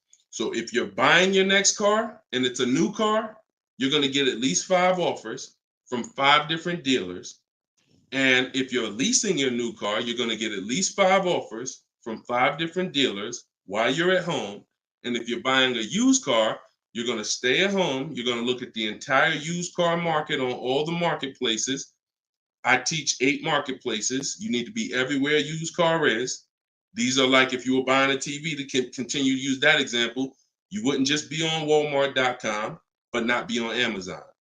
You wouldn't skip Best Buy. You wouldn't skip PC. Wherever there's a TV, you would be. It's the same thing. And y'all are going to save more money than you've ever saved, easier. This is how you take control and have your confidence, and you are empowered. Okay? So that's the answer to your question, JC. You don't lose by being at home making dealers bid. You lose by being in dealers going one-on-one. Okay, great question. Shoot the next one up, Dolan. All right, this one is Mr. Martinez on TikTok. Do they require a credit check with the request? Now, that's a good question. They'll make you think they do. Whenever somebody requests your credit for a quote, just know that that's a tactic. This is why you don't want to be in dealers talking. Remember this rule. Never talk numbers for a car in the dealership. Okay? Never talk numbers in the dealership. You want to only test drive the car. Now, it's a little different with a used car. New cars, leases, never talk numbers in the dealership because you have no leverage there. It's continuing to go back. You have no leverage inside the dealership. Now, when you are requesting your quote, you're going to the dealership site. In my book, my book is called Cars from Home, 7 Steps to Saving Time, Money, and Avoiding Dealerships. Everything that I'm teaching y'all is out of one of those 7 steps. Now, when you get to the point where you're getting offers, we're not using third-party websites because dealers pay for those leads. We don't want dealers paying any extra money to a company to get in touch with us. We want to go direct to dealers' websites. This takes 20 minutes. If you do it my way, you're going to the dealers' websites. In my book, I have a link to the dealers, each brand. You put your zip code in and it'll pull up all the dealers. Now, as you go to these dealers' websites, you're doing a copy and paste. Copy and paste. And now, what are we saying in that first message? What we want, what we're looking for, when we can purchase. We're not talking about numbers yet. We just want to see who has a car. Now, once we see who has a car, now my strategy that I like you to start using, and some of you who have my book, you've used it already, it's the 25 to 5. 25 to 5 is when you're connecting with 25 dealers online, and the goal is to get 5 offers. So, and the reason why we get 5 offers is because 80% are overpriced. So 4 of those 5 offers are usually going to be overpriced. That's when you know you did it right. So when we're getting our quote request, one dealer might say, oh, I can't do it without credit. One of the things we say when we're requesting quotes for a lease is assume tier 1. Now, for those of you who are purchasing, not leasing, you're going to request quotes all in, taxes, fees, everything in. Now, there are people who are going to try to knock you off your game. Some of you know, if you have my book, I have scripts for everything they're going to say, because I used to have to use these templates. You're going to hear stuff like, oh, we need you. When can we get on the phone? Can we just have a quick phone call? My script for that is, I'm going to be handling my whole process from home. I'm only going to be talking to the person who actually makes the best offer. And then you always end with a question. So you will always ask. You never want to end your communication online just end with a statement, because they're trying to get you on their agenda. You're trying to keep them on our agenda, which is, you're either going to let me know what car you have. Do you have a car that matches what I want? Second, once I confirm you have a car that matches what I want, can you give me an offer for it? That's what we want. And everything we do is to stay on that agenda. Does that make sense? When you're leasing and you're buying new cars, you have to have an agenda, because, again, I'm trying to teach you, I want you shopping with strategy. I've been doing this, helping people since 2021. We've helped over 8,000 people, probably 6,000 with my book, another 2,000 with our video program. So this, we know, works. I'm not telling you something that I'm hoping works for you. You just have to do it. But what you're going to have to do is stick to the agenda and realize that my only two purposes is to find out, does a dealer have a car that matches what I want? And can you make me an offer on it? That's it. And now I have scripts in my book that do that. For all of you who just came on, this whole show is sponsored by my new book, Cars from Home. And you can get your copy for 75% off. It's normally $97. It's a digital book, because I need to update it as things change in the market. And if you got a print book, if I printed a book and now I mailed you a book, now you got the book and it works now, but when you go to use it a year from now, some things may change, some websites may change and whatnot. Now you got to buy another book. So this book is a one-time, you get upgrades as I upgrade it, and I probably updated it at least 4 times since I launched it.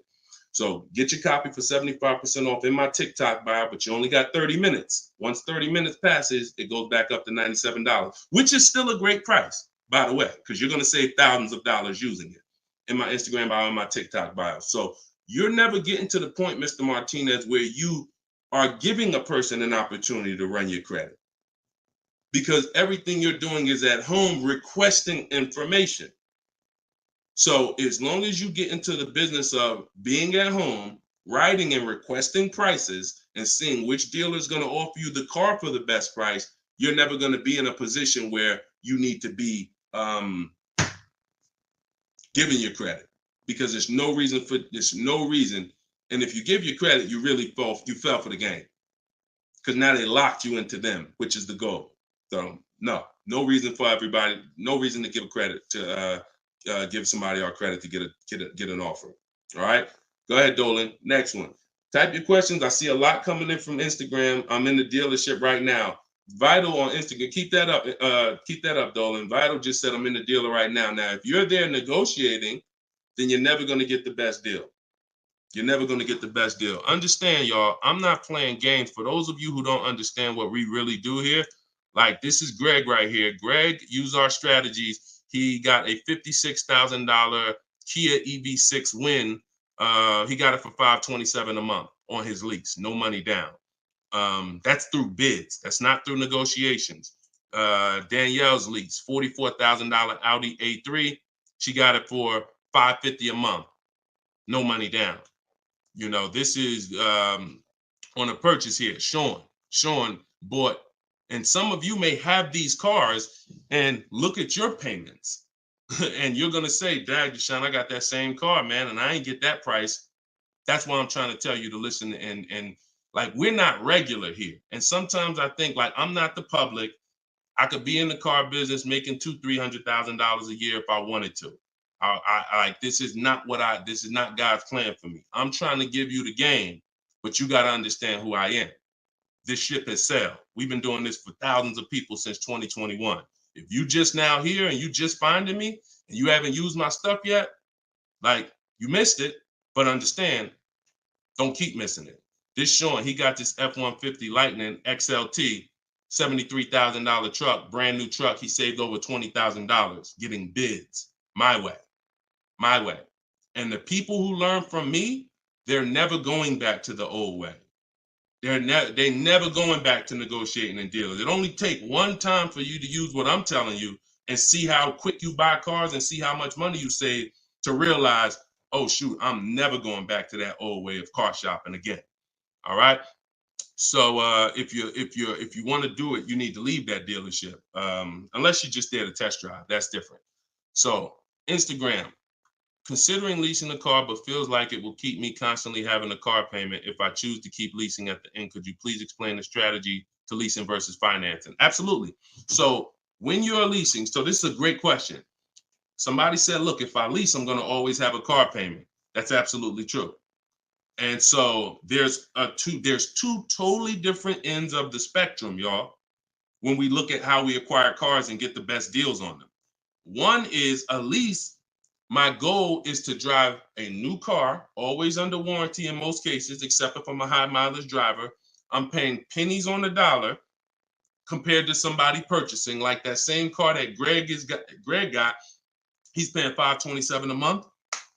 That same vehicle would be, it's a $56,000 car. That same vehicle will be $1,000 a month on the car note, at least on a 6-year car note. So I'm paying pennies on the dollar.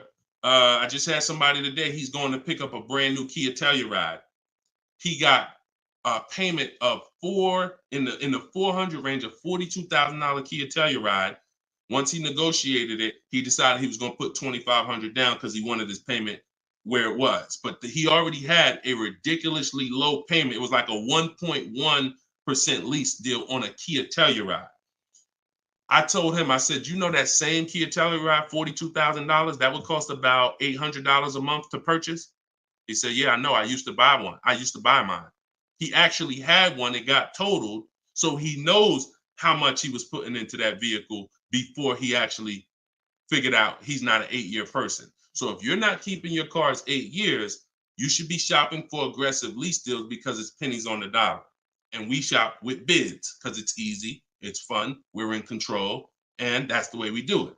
Now, the other side of the spectrum are long-term vehicles that are going to be what we call a keeper. If anybody who has a keeper in their household, type a K. If you have a vehicle in your household right now that you've had for more than 8 years, type a K. Type a K. Type a K. As you come in, y'all, could you hit, if you're on Instagram, could y'all hit that paper airplane? It looks at the, like at the bottom of the screen. It allows you to share this broadcast with your friends. And could everyone who shares, could you share this broadcast? It does help. It matters. And I'm never going to stop asking for it. And I'm never going to stop appreciating the people who share. I appreciate you guys. And your friends will appreciate you more than anything, more than even I appreciate you. When you tag a friend who doesn't know me and they're car shopping, they'll appreciate you more than even I appreciate you. So, okay, all right. So we got John on on Facebook. We got Michael. We got hold on, let me see. Acura MDX. Rob Korn got an Acura MDX on Instagram. He's had it 195,000 miles. So these are what we call Derek on TikTok, Donald on TikTok. These are what we call keepers. These are vehicles that, when again, someone asked a question about understanding if I always have a car payment, if I lease, can we please explain the strategy of leasing versus financing? I just told you the benefits of leasing. Now, all those benefits come at a price. Now, the other side of the spectrum is the long-term keeper vehicle, where now we have outlived depreciation, because the unseen expense is the one that's killing you. The unseen expense is depreciation. When you buy your car today for $30,000, tomorrow it's not worth $30,000, right? Tomorrow, you can buy a car today for $30,000 and bring it back to the dealer tomorrow. They're not just giving you your $30,000. You've lost money in one day. That's depreciation.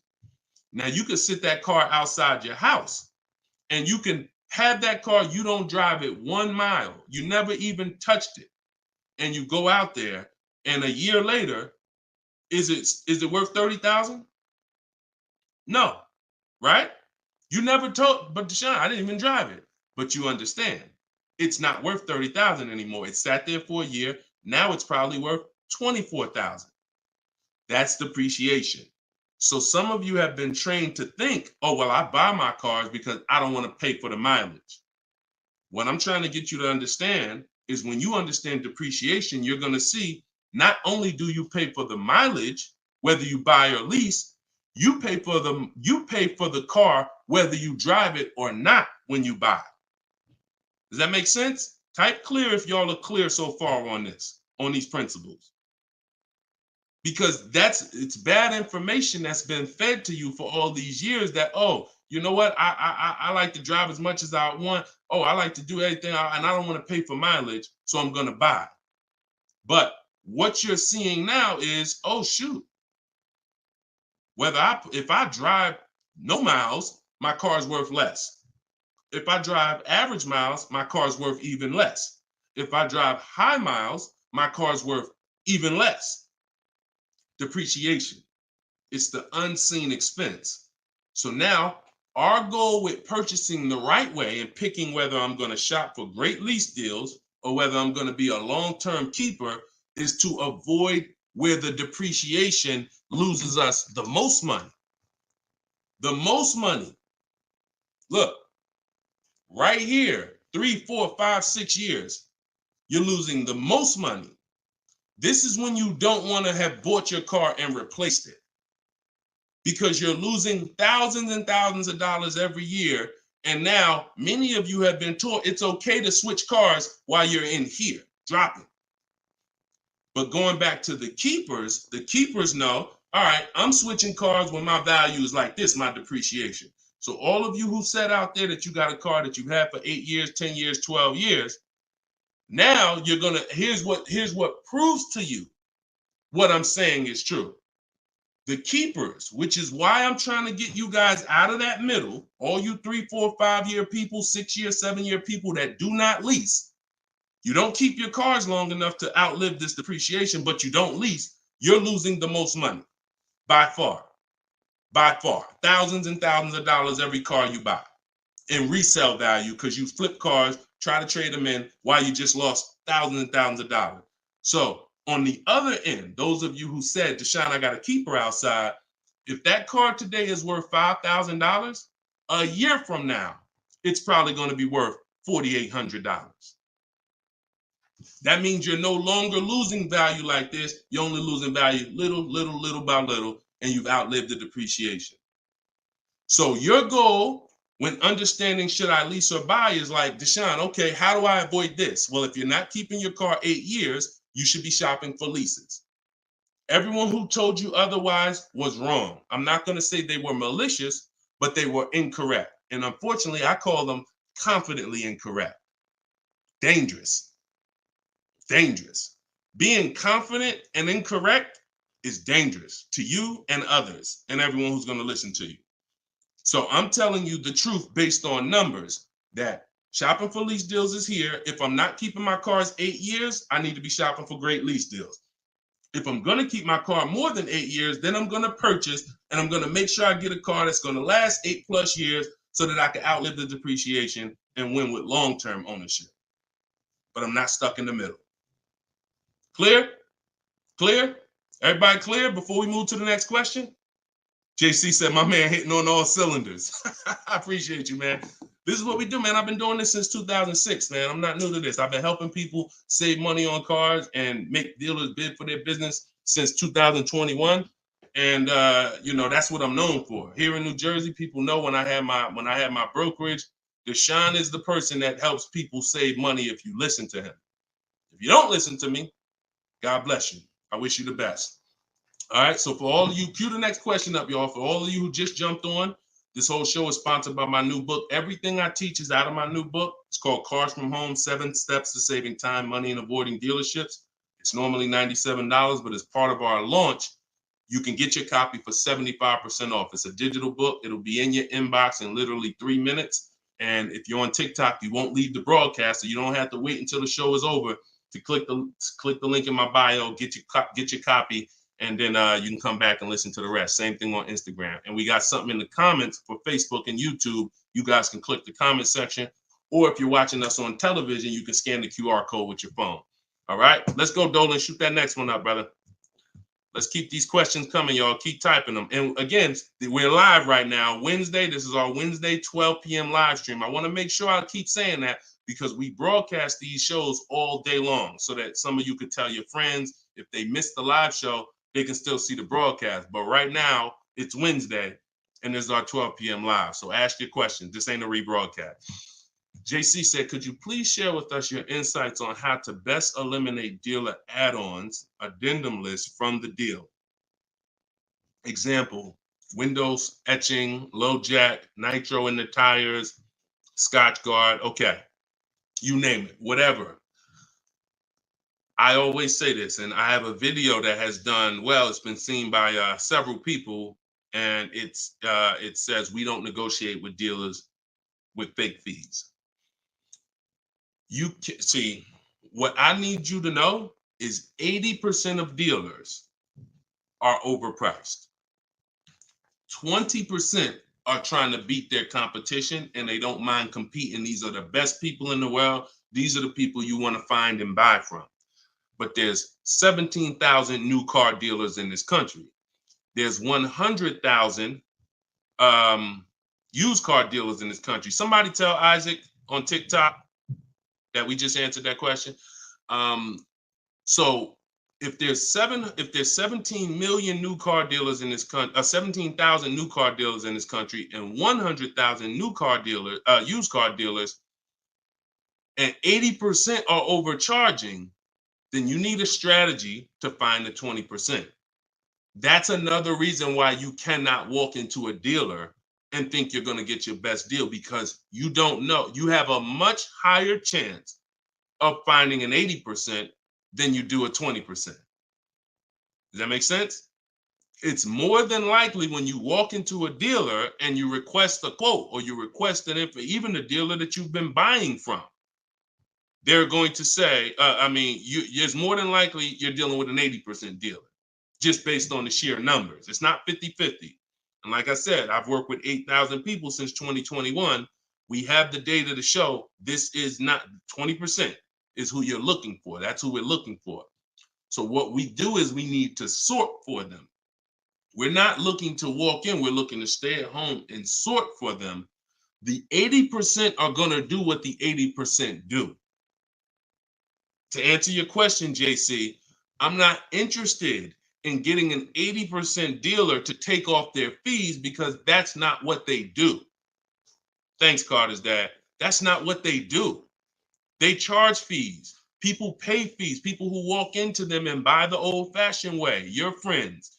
Some of my friends who don't know me, most of my friends know me though now. So, pretty much everyone that knows me in real life uses what I teach. But some of your friends, pretty much any of your friends that ain't doing what we teach, they're out there walking into dealers. And the 80% are going to do what the 80% do as long as people keep paying it. As long as people, all right, man, well, look, you're going to have to take some of that off. It's made up to begin with. So how do I win if you're taking off $2,000 of fees you made up and then I think I won? How's that a win?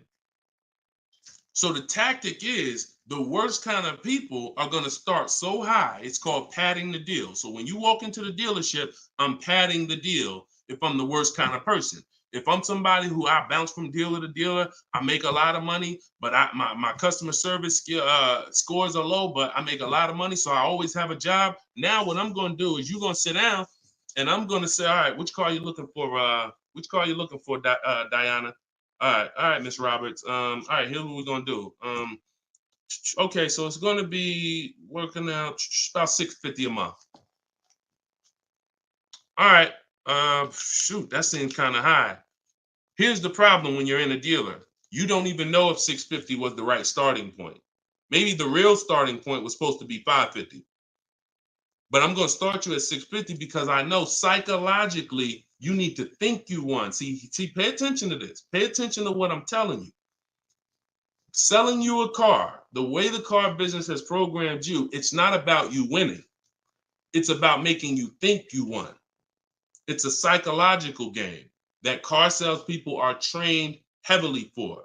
So when you come in and I tell you it's 650, or when you look at that car and you see it and you're like, the window sticker says 42, but when we sit down and I say, okay, we got this fee and we got that. All right, so asking price is 45,700. And you're like, wait, but the window sticker says 42. But yeah, these are the add-ons that we have. All right, now I'm starting so high that I can take off money to make you think you won, and I still end up winning because I really didn't take off anything. So this is why we don't play the games of back and forth with fake fees. What we do is we sit at home, we get bids, we look at, if we're looking at pre-owned cars, we're looking at the marketplaces, we're narrowing it down, because my strategy for shopping for used cars is different than new cars. New cars and leases, we use something called the 25 to 5 strategy. That's when we reach out to 25 dealers to get 5 quotes. Used cars, we use the multiple marketplace strategy, where we go to all the used car marketplaces and now we look at what the low price is in the market and we sort it down to our top 3, top 5. And then we take it, we got to make sure there's no fake fees on them, because that's a tactic they'll use on used cars. Fake fees, put a price out there. So everything is a screening process. That's what I want you using, a screening process, a sorting process, so that the best deal reveals itself. You don't negotiate for it. But we don't try to turn 80% dealers to 20%. They're never going to be that. Maybe they will if we change the whole industry, and they won't be able to keep their job if they don't change. But for today, 80% dealers are going to do what 80% dealers do. That's not our job. Our job is to find the 20%. Clear? Good question. Great question. Shoot the next one up, Dolan. We're live, y'all. This is Wednesday. This is episode 5 of Car Shopping Questions and Answers. We don't usually do a live show Wednesday. It's usually Monday, Tuesday, Thursday, and Friday at 12 and 3 Eastern time. So that's the schedule. If you're like, man, Deshone, I want to make sure I tell my coworkers, I got people in my church, they need to see this. Tell them Monday, Tuesday, Thursday, Friday, 12 p.m., 3 p.m., we're here live. But all day long, we rebroadcast these lives so that even if they miss it, they can watch the show and watch the rebroadcast. Go ahead, Dolan, shoot the next one up. What if your car is damaged and you want to trade it? Okay, great question. And what you'll notice is a lot of people are going to ask the same question you have, because many of you are in the same situation. So what if your car is damaged and you want to trade it? It depends on how bad the damage is affecting the value, in my opinion. So let's say you have a vehicle that is barely drivable. You're selling it in its worst condition, and it's making, example, let's say you got a BMW, older BMW, the transmission's slipping, or the transmission's out, it doesn't drive, or it needs an engine. Something where literally the integrity of the car is totally compromised. That car is almost worthless. That car is going to be worth $500, $1,000, depending on the year, the mileage, $1,500. Meanwhile, if you put a used transmission in, this is why I'm an advocate. I preach you should always have a great local mechanic, a great local service shop in town that you use when your car has no warranty left. You must have this if you truly want to win, because these guys are usually 30, 40% of what a dealer is going to charge, because they don't have that overhead. So what I'm doing, if I got an older BMW, no transmission, a Nissan, no transmission, I'm going to get a transmission from a salvage yard to get a used transmission, a used engine, pay $2,500, drop that in, and then sell the car like that. And I can tell you that that's what my father did. Like, my father bought a GMC Envoy 2009, maybe 4 years after he bought it in 2013. So it was 4 years old when we got it for him. Then maybe 3 years after that, the engine went. So he got a used engine. He's been driving that car since like 2017 with the used engine, and he's getting ready to sell it, and he'll probably get $4,000 or $5,000 for it on Facebook Marketplace, because he's a low mileage driver. So you see how literally he could have went from switching a car when it was in its worst condition taking a loss for it versus investing the right money with the right person, getting the right engine, right transmission, drives it for a couple more years, and then can still pull a couple $1,000s out of it. Y'all clear? Y'all see how? Y'all see how? Type dollar signs if you understand that. That's the win right there. Not taking the loss and saying, all right, let me just get out of this car, it doesn't drive, and just taking the L. Big financial loss. Now, if you don't have major damage, then I wouldn't say fix it.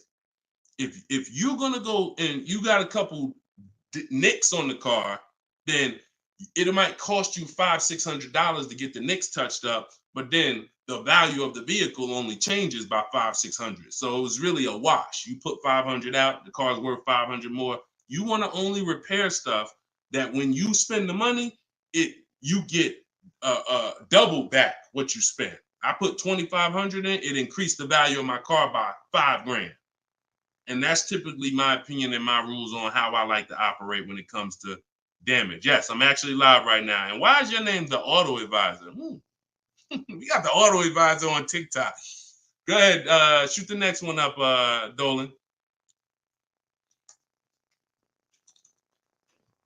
All right, this one from YouTube. Alberto Romo. My car has some equity. Dealer called me if I want to trade for a new one. Car has less than 30,000 miles. Should I do it? Who's getting calls from dealers right now begging them to come in and look and let them buy your car? Who's getting calls? Who's getting emails? Who's getting letters right now from dealers? Fancy Girl Kiki said me. You're getting calls. You're getting calls. You're getting emails. You're getting letters. Hey, Ruben, we'd love to buy your car right now. Hey, Isaac, we could get you out of your car early. Come in right now. A lot of you, right? I see a lot of you. The reason that's happening, look, he's saying lock on Instagram, me. So the reason this is happening, y'all, is because they're depending on you letting the dealer be your first offer for your car. Now, see, dealers know they're getting outbid right now. They're not able to buy as many cars as they used to because people are getting used to, I mean, it's almost a curse word in my book. We don't use this word. We don't use the word trade. And some of you who have seen me in the past, you know we don't use the word trade. There's only one scenario where we need to trade, and that's if we have too much negative equity. The reason why we don't trade is because trading is not a bidding system. There's 3 transactions that you've been trained to give to a car dealer. One is buying a car from them. That's its own transaction. I bought a car from you. The second is getting the loan from them. That's another transaction. I got a loan from you, because there's other companies out there that only give loans. They don't even care if you buy a car. They don't sell cars. They give loans. That's a clue that there's money in the loan business. Now, the third transaction is people who want to buy your car. When you give your car to the same dealership, you gave them your old car, that's one transaction. You gave them your loan, that's another transaction. And you gave them the purchase of a new car from them. That's 3 transactions. And most times you didn't get bids on any of them. That's how you're losing money. You're probably losing $2,000 here, probably $1,500 on the loan, and then maybe another $1,000, $1,500 on your car that you gave to them. Hidden money. See, I'm not just here to teach you how to car shop from home the right way, strategically using my system. I'm also here to reveal to you the hidden money that you haven't seen in your car deals. So you got to stop doing combining transactions. That's why we don't trade. We get offers in my book, step 2. My book is 7 steps. Everything I teach is 7 steps. Those 7 steps won't change. First step is most important question. That's leasing versus buying. How many years you keep in the car? Second step is equity assessment. I need to get offers for my current car, my current lease, see if I have any equity, see if I can break even, or see if I have negative equity. Third step is deal structure. I need to find out how much this car is supposed to cost if I get a deal on it. I'm budgeting for a deal. See, we don't budget based on how much I could afford. I'm budgeting, I'm looking at a car if I'm going to lease and saying, if I'm leasing, this is what a good deal would be on this car. I'm budgeting if I'm purchasing, this is how much I'm coming up with. Watch this. Many of you go in and you've been, oh, I only want to spend no more than $500 a month. Or hey, I only want to spend no more than $30,000. You end up spending $570, or you end up spending $31,500. Or they say, hey, yeah, we got you to $30,000, but what about the taxes? All right, well, I guess I'll just put that on a credit card. So you end up going over budget because you shop with your max budget in mind. We never shop with our max in mind. We shop with multiple goals below our max so that we always, no matter where we land, we're under our max budget. That's step 3. Step 4, we do something called shopping, not buying. We don't mix the two with my system. Shopping is deciding what you want. Buying is step 5 when we go into the market and we start getting offers on what we want.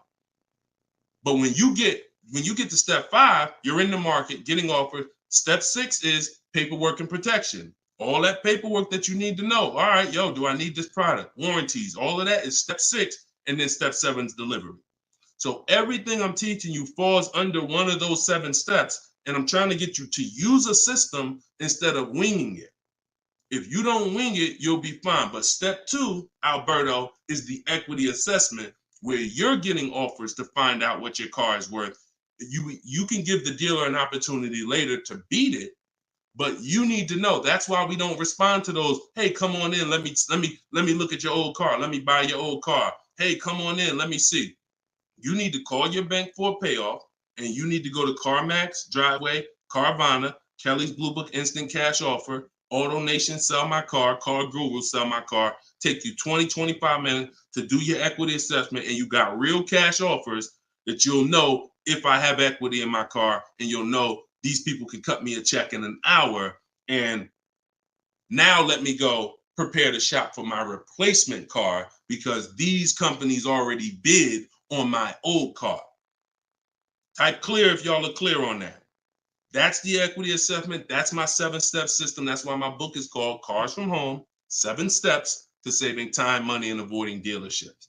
All right. All of you could get a copy. You could get your copy for 75% off. It's normally $97, but as part of our launch, you can get it in my TikTok bio for 30 minutes for 75% off. Once the timer goes back up, once the timer expires, it's back up to $97. So get your copy before the timer runs out. Same thing with Instagram. Go to my Instagram bio. You'll have it 3 minutes and you come back to the show. And if you're on Facebook or YouTube, we got links in the comment section for you. All right. Great question, though. Look, go ahead. Shoot the next one up, Dolan. Oh, it said, this man, bro, spitting gold fire for real. I hope this isn't going over anyone's head. Me too, bro. Listen, me too. Keep that question up. Fancy girl Kiki from TikTok. But me too, bro. Like, I'm sitting here, man, and I pray every day that the Lord help me to look. I want you to even see. I gotta unlearn. That's why I represent this brand. I got to unlearn. Like, I have been programmed, and the people who programmed me have actually programmed me because they make more money by me staying programmed. So some of you, it's unfortunate, are not going to spend $24. You're not going to spend $24. Now, I had people get the book for $97. It's people that might be on here that say, man, I got the book before we even had this sale. $97, but some of you are not going to spend $24 to get the book. But you want to go into a 5-figure transaction, a 5-figure, $10,000, $50,000, $100,000. Some of you who are buying luxury vehicles and exotics transaction, but it's something about not, and that's just unfortunate. All right, fancy girl Kiki from TikTok. Is it true that you can have your down payment go towards your payments? So all right. So when we're working out our loan, again, this is still combining the loan and the purchase of the car. Because when you're actually trying to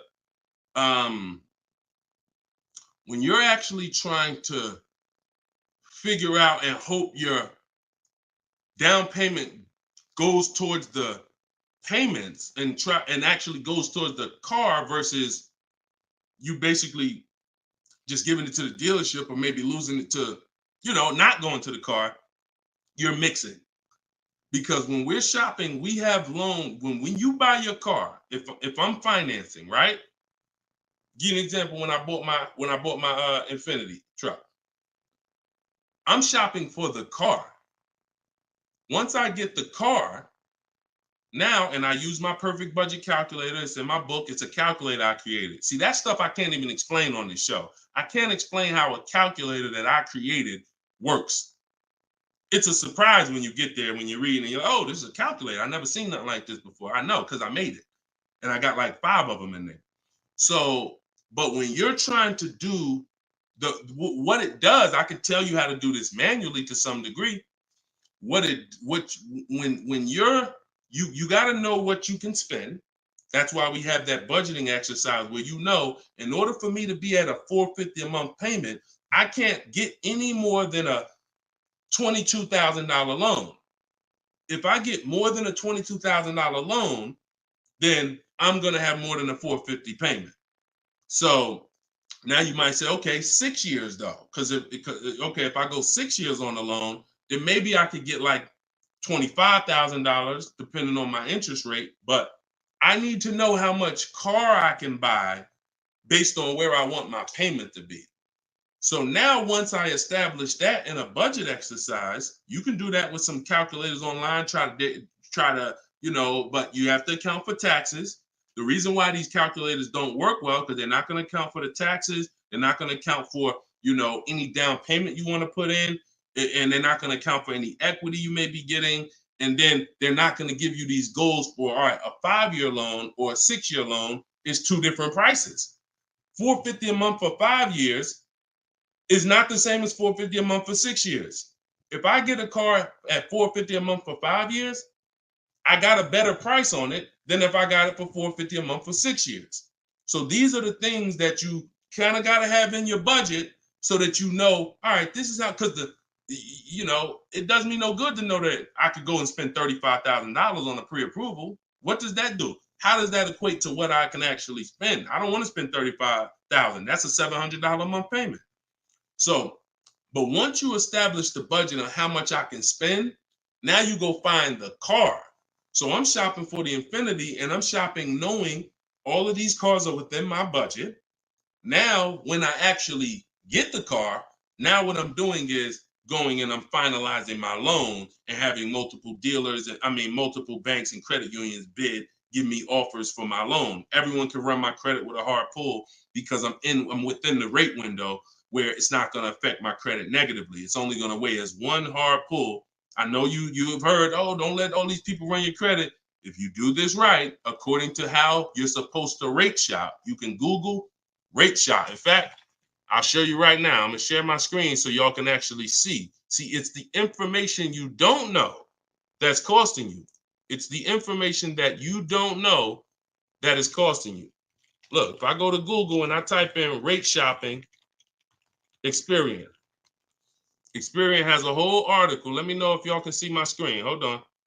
Oh, wait, hold on. Entire screen. Look. So I go right here. Rate shopping. They have a whole article about how to properly rate shop. And let me see. Look, the FICO score window is 14 to 45-day period, depending on which version is used to calculate the score. So we do it in 2 days. We do it in 2 days. So we don't even use the 14-day window. That's why we don't let anybody run our credit with a hard pull until after we already find our car. So now you come in and you are I'm letting all these people run my credit to get their offers for my loan, their offers for my interest. And then what I'm doing is whoever makes the best deal there, I'm calling the dealer and I'm giving the dealer an opportunity to beat it. Because the dealer has another 7, 8, 10 banks that they might, let me see if I can beat that because I like to earn the business. And that's what I call the bank bidding war blueprint. So I'm putting that when you get my book, you actually get the bank bidding war blueprint because I haven't combined it with my book yet. It's going to take me probably about 30 days to combine it into my book. So I just send the book and I send the bank bidding war blueprint. That strategy right there is called the bank bidding war. So we're not worried about if our down payment's going to go to the car, because our loan is always worked out with the bank, not with the dealership. Okay? Separate these things. When you start separating these things like I want you to, you're going to see I can't get into the same trouble I used to get into. Okay? Go ahead. Shoot the next one up, Dolan. Great question. Are you even actively selling cars, or are you just selling books now? No, we're all in the education business. I haven't sold cars since 2020. TikTok, what's the best way to approach a used dealership? From home.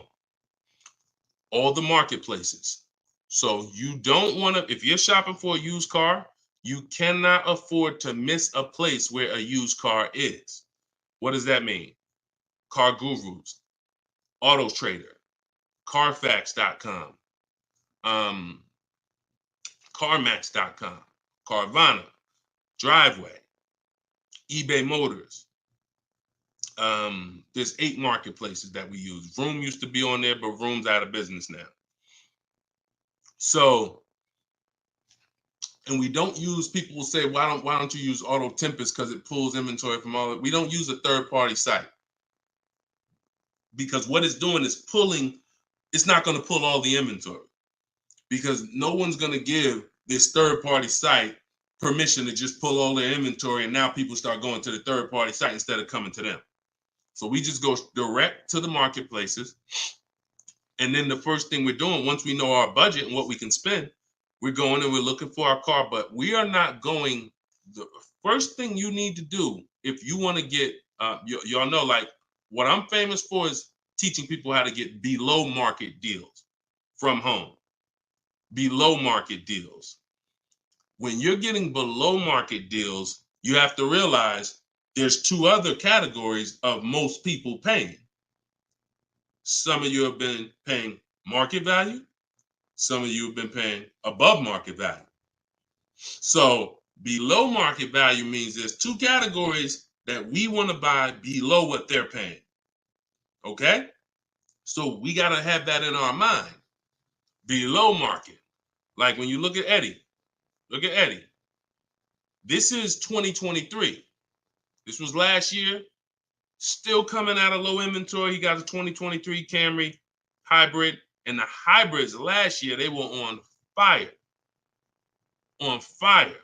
Like, so they were still charging $2,000, $3,000 over sticker price for the, he got $2,086 under MSRP getting bids. That was his lowest bid. Okay? He said, I had a 1-week window. So those of you who are like, Deshone, I need a car in a week. When you get bids, it ain't nothing. He said, I actually completed the process in 4 days. So below market deals where people are paying sticker price and they think they won. You know what? Hey, you know what? The best deal is, at least I didn't get a markup, sticker price. Now, let's get back to approaching the used cars. When we open up when we get in used cars. Oh, wait a minute, yo, banana dad, you funny, man. So when we get in used cars, so our goal, before we could get a below market used deal, we have to know what the market prices are. So when we open up those marketplaces, the first thing I want you to do is look and sort from lowest to highest prices on all of them. Lowest to highest prices. Well, the first thing we actually do is start an account. You want an account because we want to get alerts of all new inventory. So we start an account on all the marketplaces that we can start an account on. Now we're going to look and sort from lowest to highest, and we're going to look and see what the low side of the market is. Low side of the market, low side of the market. Now I might say, okay, the low side of the market is about 22, 23. If you're doing it right, you're always going to have prices that are $3,000, $4,000, $5,000, $6,000 more. If you don't see that type of spread, you're not doing it right. So now we know this is the low side of the market. Now here's what comes with the low side of the market. Bad Carfaxes, frame damage, salvage titles, sketchy history, Damaged cars, that's good. That's what comes with it. What we're looking to do is see where those cars are priced at, and we're looking to be right above them. And from there, we have a particular system of how we're going to sort based on title history, service records, extremely important. We will not buy a used car without great service records. Then we go to accident history. There's a couple different types of accidents: serious accidents, airbag deployed, vehicle towed. All of this is serious accident. I appreciate you, JCAA. Shout out to the sharers on TikTok. Now we go to, then we need to verify there's no bogus fees, because that's a narrowing down. Now that'll narrow us down to like a top 3, top 5, top 7. But some of those vehicles are going to have bogus fees, guaranteed. And this is not always happening day one. That's why I don't want you waiting until you need a car to go shop. I want you in the market early, a month, 2 months, 3 months before you need a car, so that you can watch the market. And when you can watch the market, you have much more leverage. You have much more flexibility. You can say no. You can see where the price trends are, and you can get alerts. Many times, it's the alerts of the new cars that's going to be the car you take down.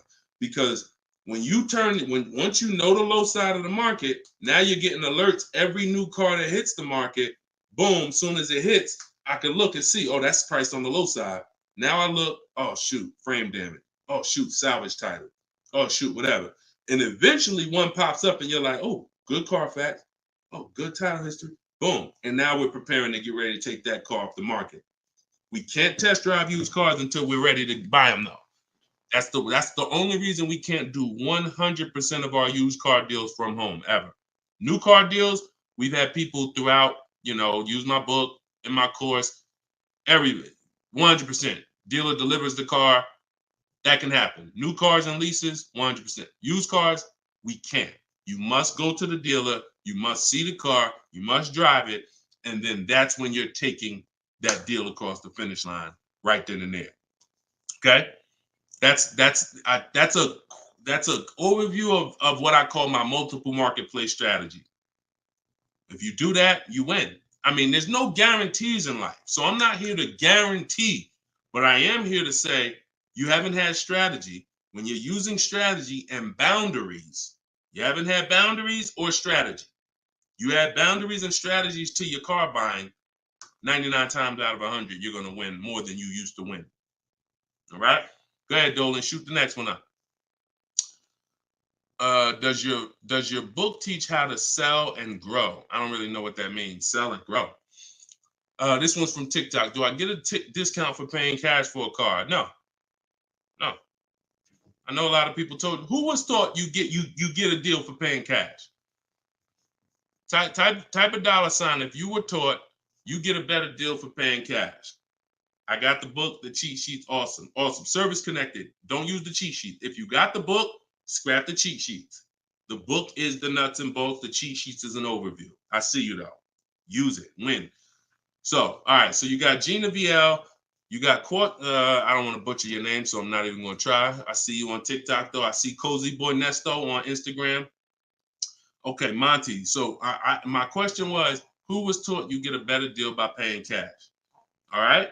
Now, I said type a dollar sign if you've ever heard this. Now, I don't want you operating with bad information. Let me tell you where this came from. And remember what I said earlier in the show. Earlier in the show, I told you the car business is not about you winning.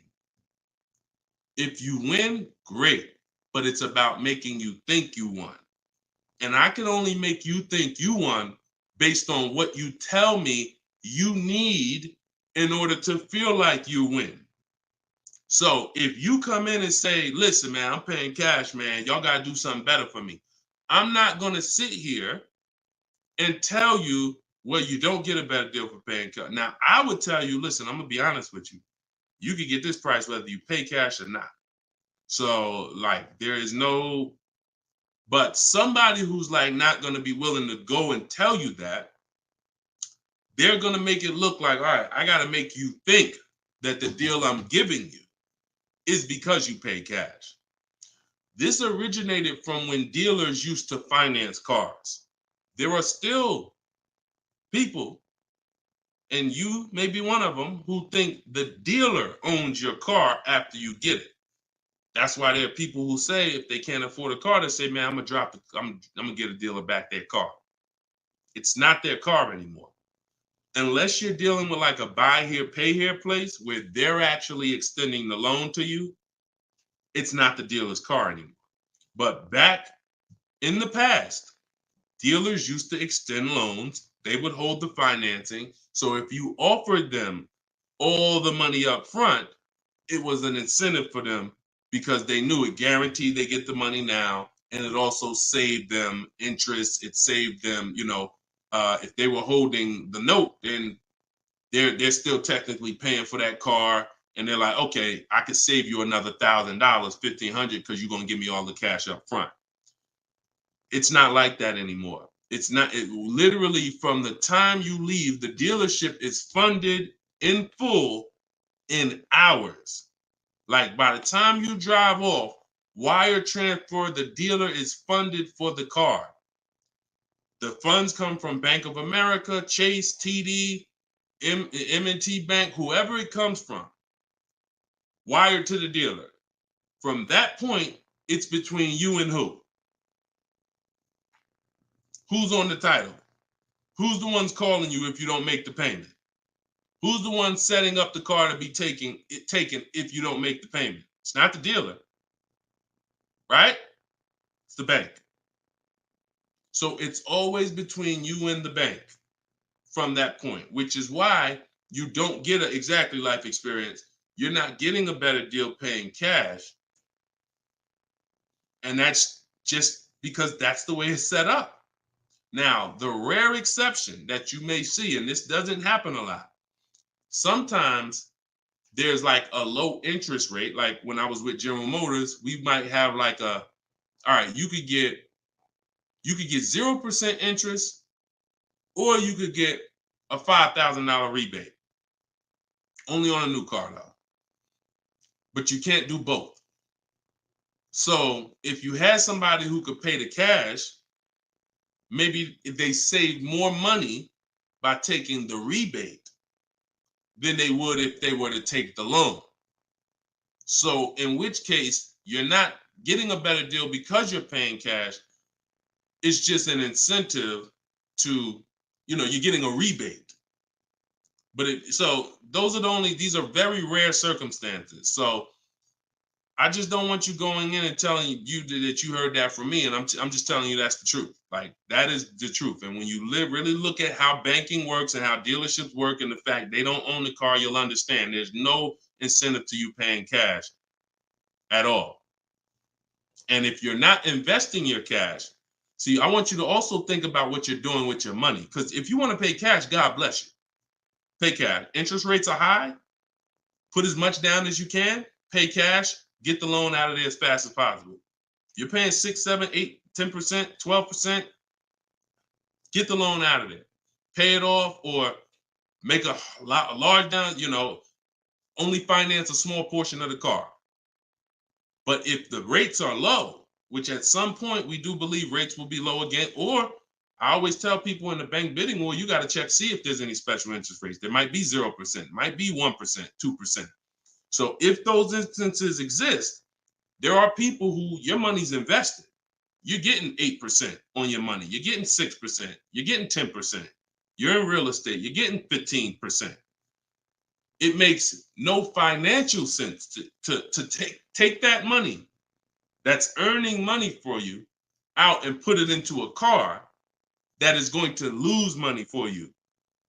That $20,000, $50,000 you put in the car is going to be worth half of that in 3 and 4, 5 years. 5 years, it'll be worth half. So these are the things I talk about. I don't believe in one size fits all car advice, y'all. That's why I'm always saying it depends on this situation. If you're this type of person, if you're keeping your cars 8 years, you should be buying. If you're not keeping your cars 8 years, you should be selling. You should be leasing. A lot of people think, okay, Deshone, you talk about leasing a lot. I talk about leasing for people who are not keeping cars 8 years because they've been taught that they should still be buying. But I'm putting you in the strategy that's custom to your life versus what you've been hearing, which is people telling you, hey, do what I do. Only buy used cars, pay cash for them. Now, that's your situation. So anyway, so all of this is out my book. Cue the next question up, Dolan. We got a couple more minutes and then we'll wrap. All of this is in my new book, Cars from Home. It's called 7 Steps to Saving Time, Money, and Avoiding Dealers. Normally $97. You can get your copy for 75% off for 30 minutes. It'll be $24. And everything I teach is in there. You know, everything that my video my students in my video course have had, my coaching. This is the same 7-step strategy that we use to get these below market deals. And I've been showing them throughout the show. So if you just jumped on, like we've been showing these deals throughout the show. All right. Go ahead, shoot the next one up, Dolan. How can we eliminate dealer ad? Oh, we did that one. Yeah, we did that one from YouTube with the dealer add-on. This one's Dakota from YouTube. I have a Malibu Chevy, still drives good. However, the dealer is banged up as well as a few scratches. The door is banged up as well as a few scratches. I mean, if it's cosmetic, if it's banged up, I won't worry about the few scratches because the few scratches is really what's normal. And you know, people expect you to have normal wear and tear on the car.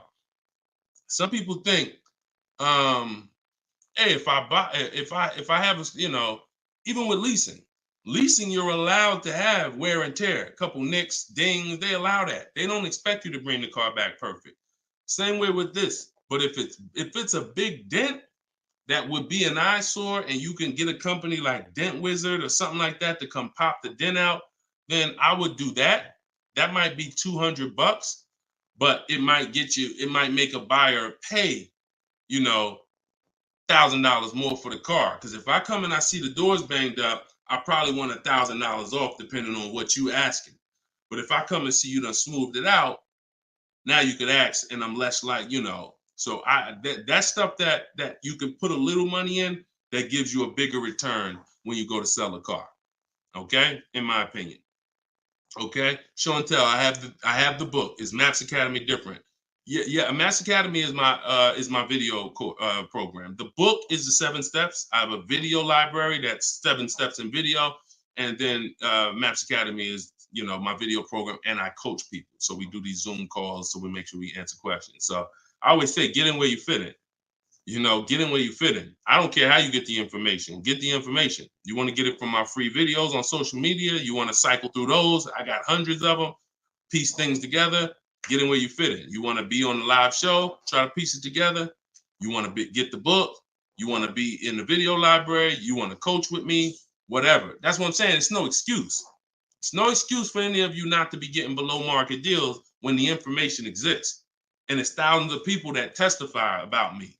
I'm not new here. We got over 2 million followers. If I wasn't helping people, it would have been out by now. Somebody would have wrote by now, oh, this guy don't do what he said. I got thousands of people around this country, testimonials, hundreds that we done just grabbed, boom, boom, emailing us, yo, look at my deal, look at my deal. So it's just, you are just now discovering what we do. But understand, we've been doing this. All right. All right. All right. Go ahead. TikTok. What would be the sweet spot year in buying a used large SUV, Suburban or Expedition? Much as you could afford. You see, so when you look at quality, this is why I like to have multiple goals. Because what I like to do is I like to have a goal, right? 5-year loan, no down payment.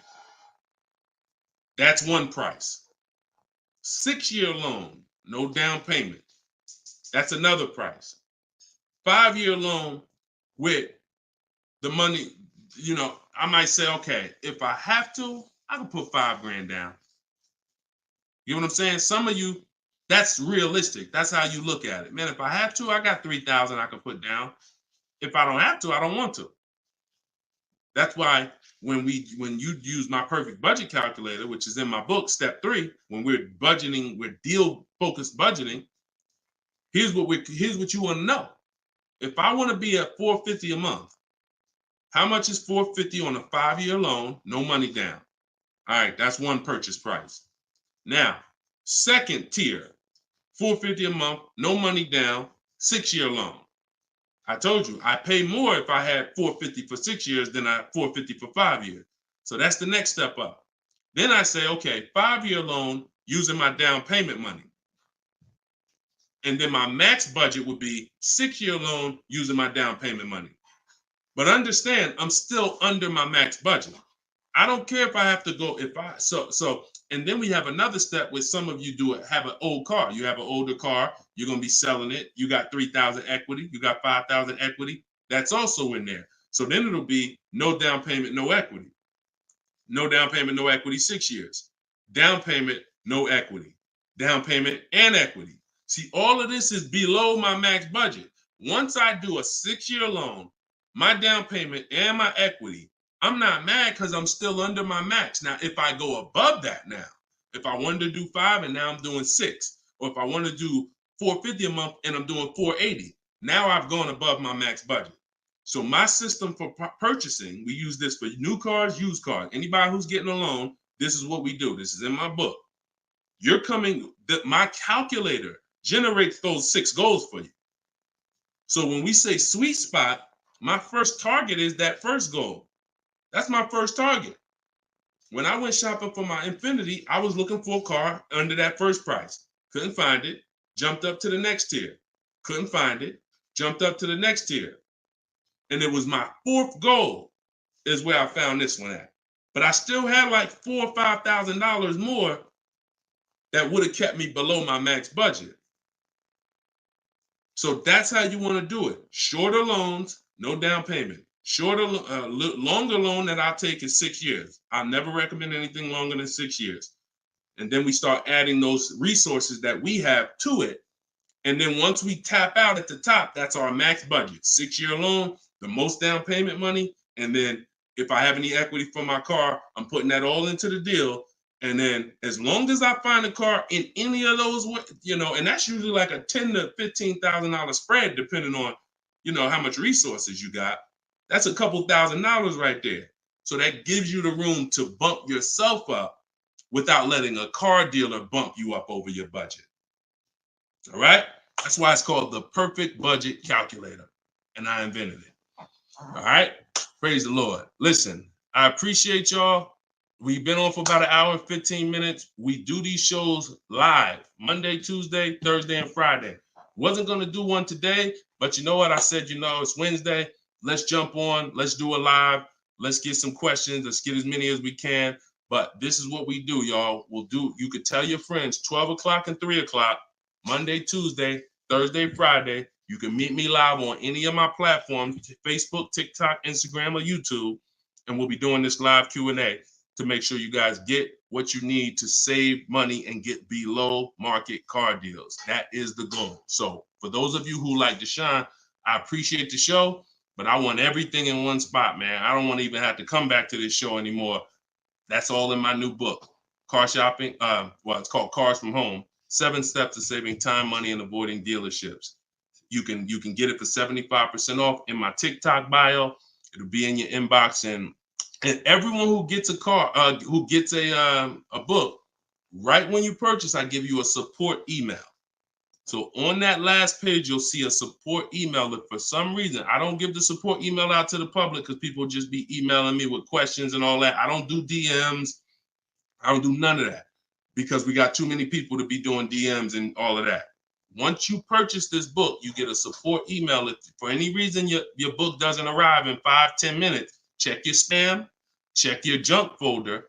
But if it's not there, then email us at support and we'll make sure we get you a copy right to you. All right. So use this information, get your book for 75% off. You won't pay the full $97 in my TikTok bio, in my Instagram bio, or in the comment section on YouTube or Facebook. We got a link in the comments for you, or you can scan the QR code. But that's what we do, y'all. Below market deals. That's the goal. Keep unlearning, keep relearning. I appreciate you. All right. See y'all on the next live.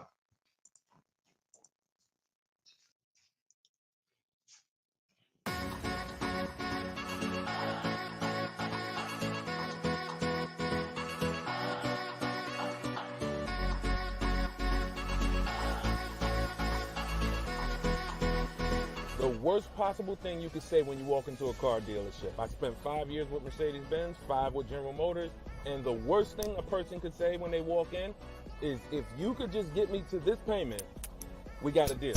So your loan's probably still like 19, which means you got to pay to get out. You're upside down. It's called negative equity.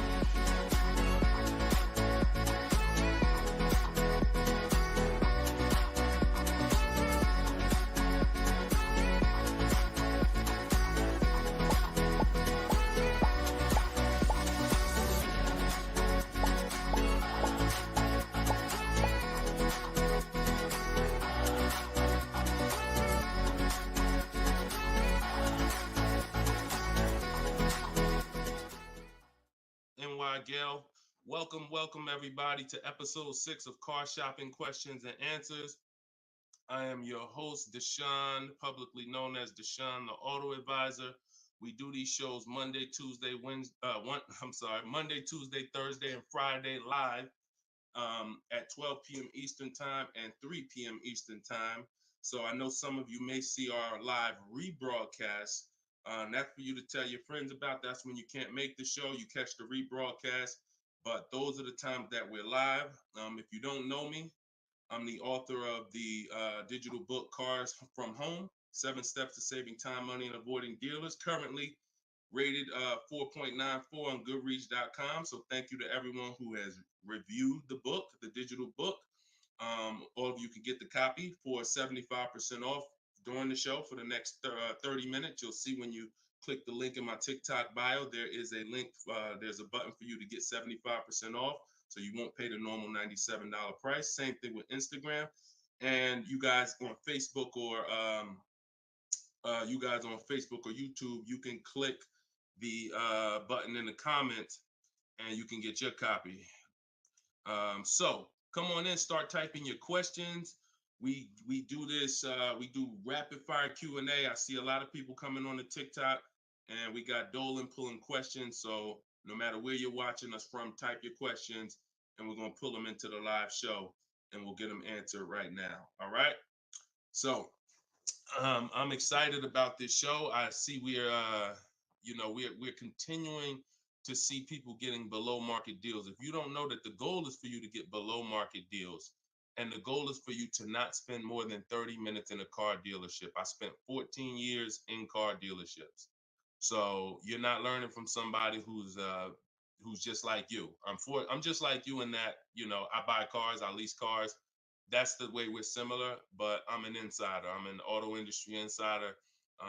My business for 14 years plus was in car dealerships. So start typing your questions. Let me tag everybody on Facebook and let's get down to business. Okay, whenever we get the first one, Dolan will put it up. Let me just tag my people here on Facebook. All right, there we go. Okay, what's up, Skinner? Good to see you. What's up, Angel? What's up, Jill, man? Good to see you. Yep, what's up, Jason? Great to see you. All right. Brother said he's been doing it. Oh, what's up, Auto Advisor? Good to see you. Absolutely. All right, y'all got to type fast. I know you probably, and try not to make your questions long. Try to get all your question in one shot, but try not to make it too long where it can't fit in. All right, this one's from TikTok. Isaac from TikTok said, best current APR rate for tier A1 credit.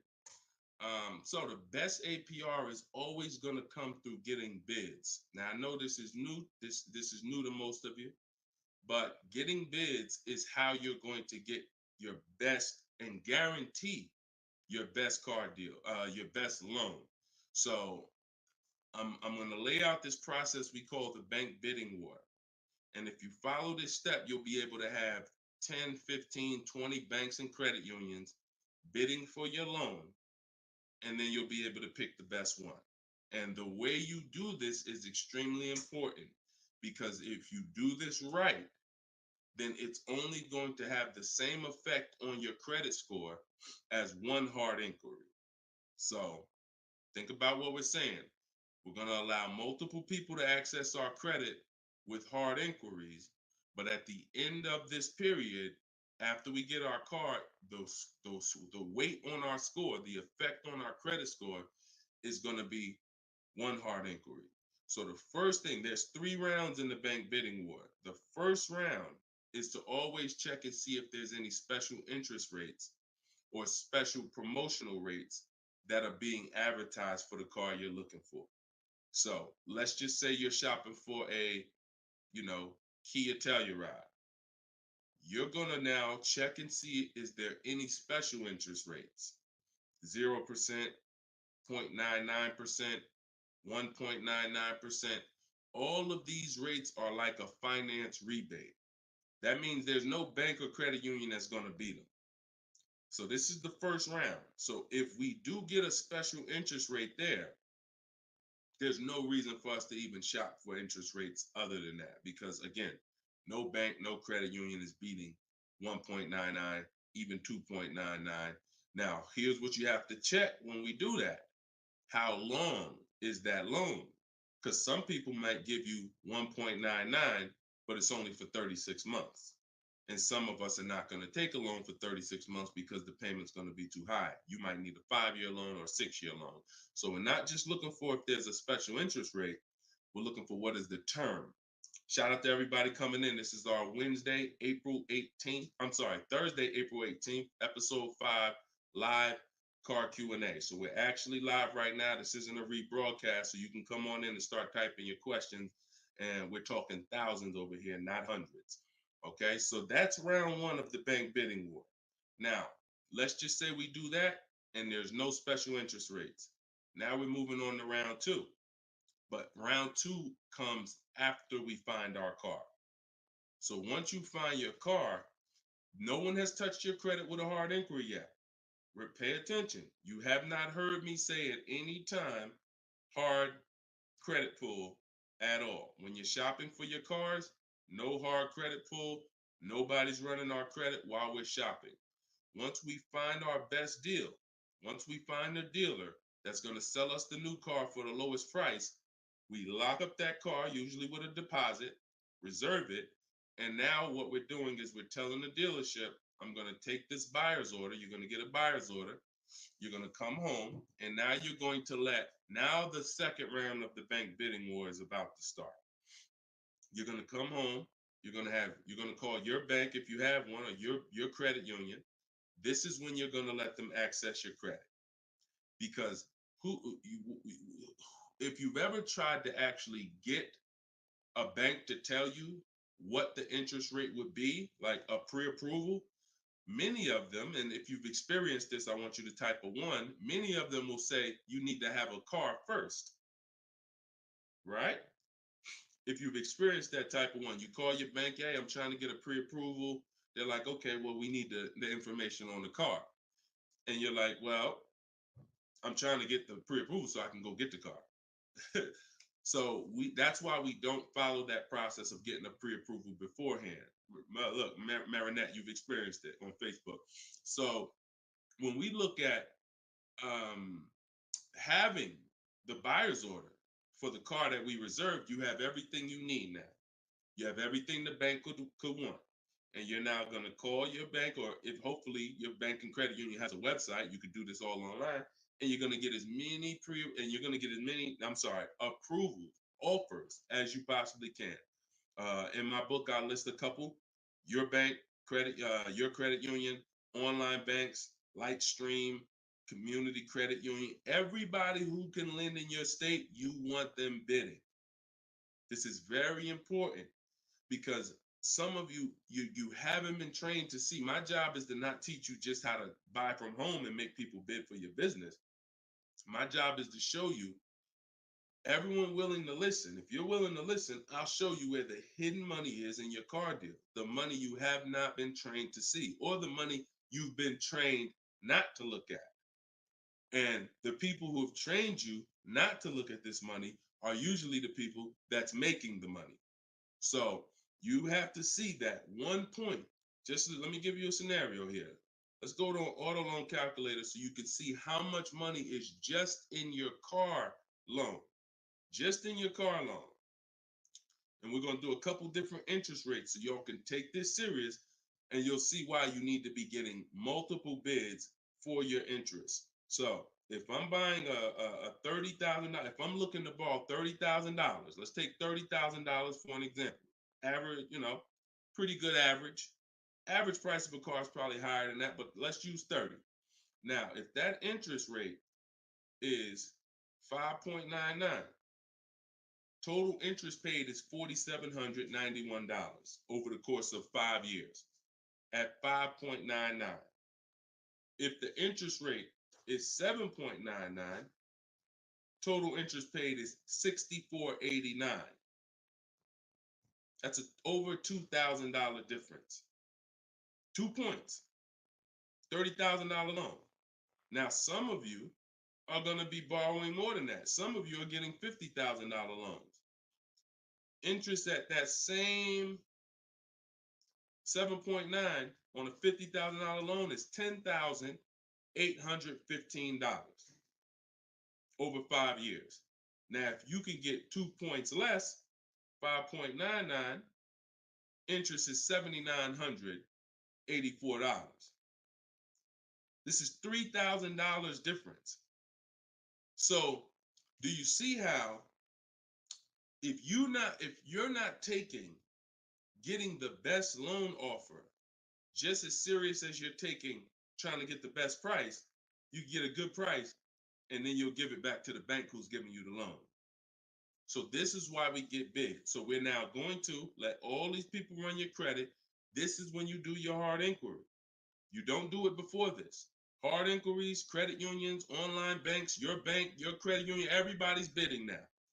And now what you're going to do, once you take the best offer from that round, that's round 2, that's when you're going to call the dealer and you're going to tell them what that best offer is and see if they can beat it. Because the dealership has another 7 to 10 to 12 banks that they're going to be competing to try to get your business.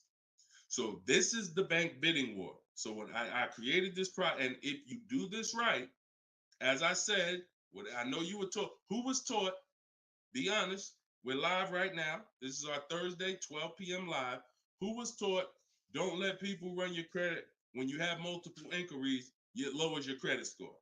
Who was taught that? Type me if you were taught that.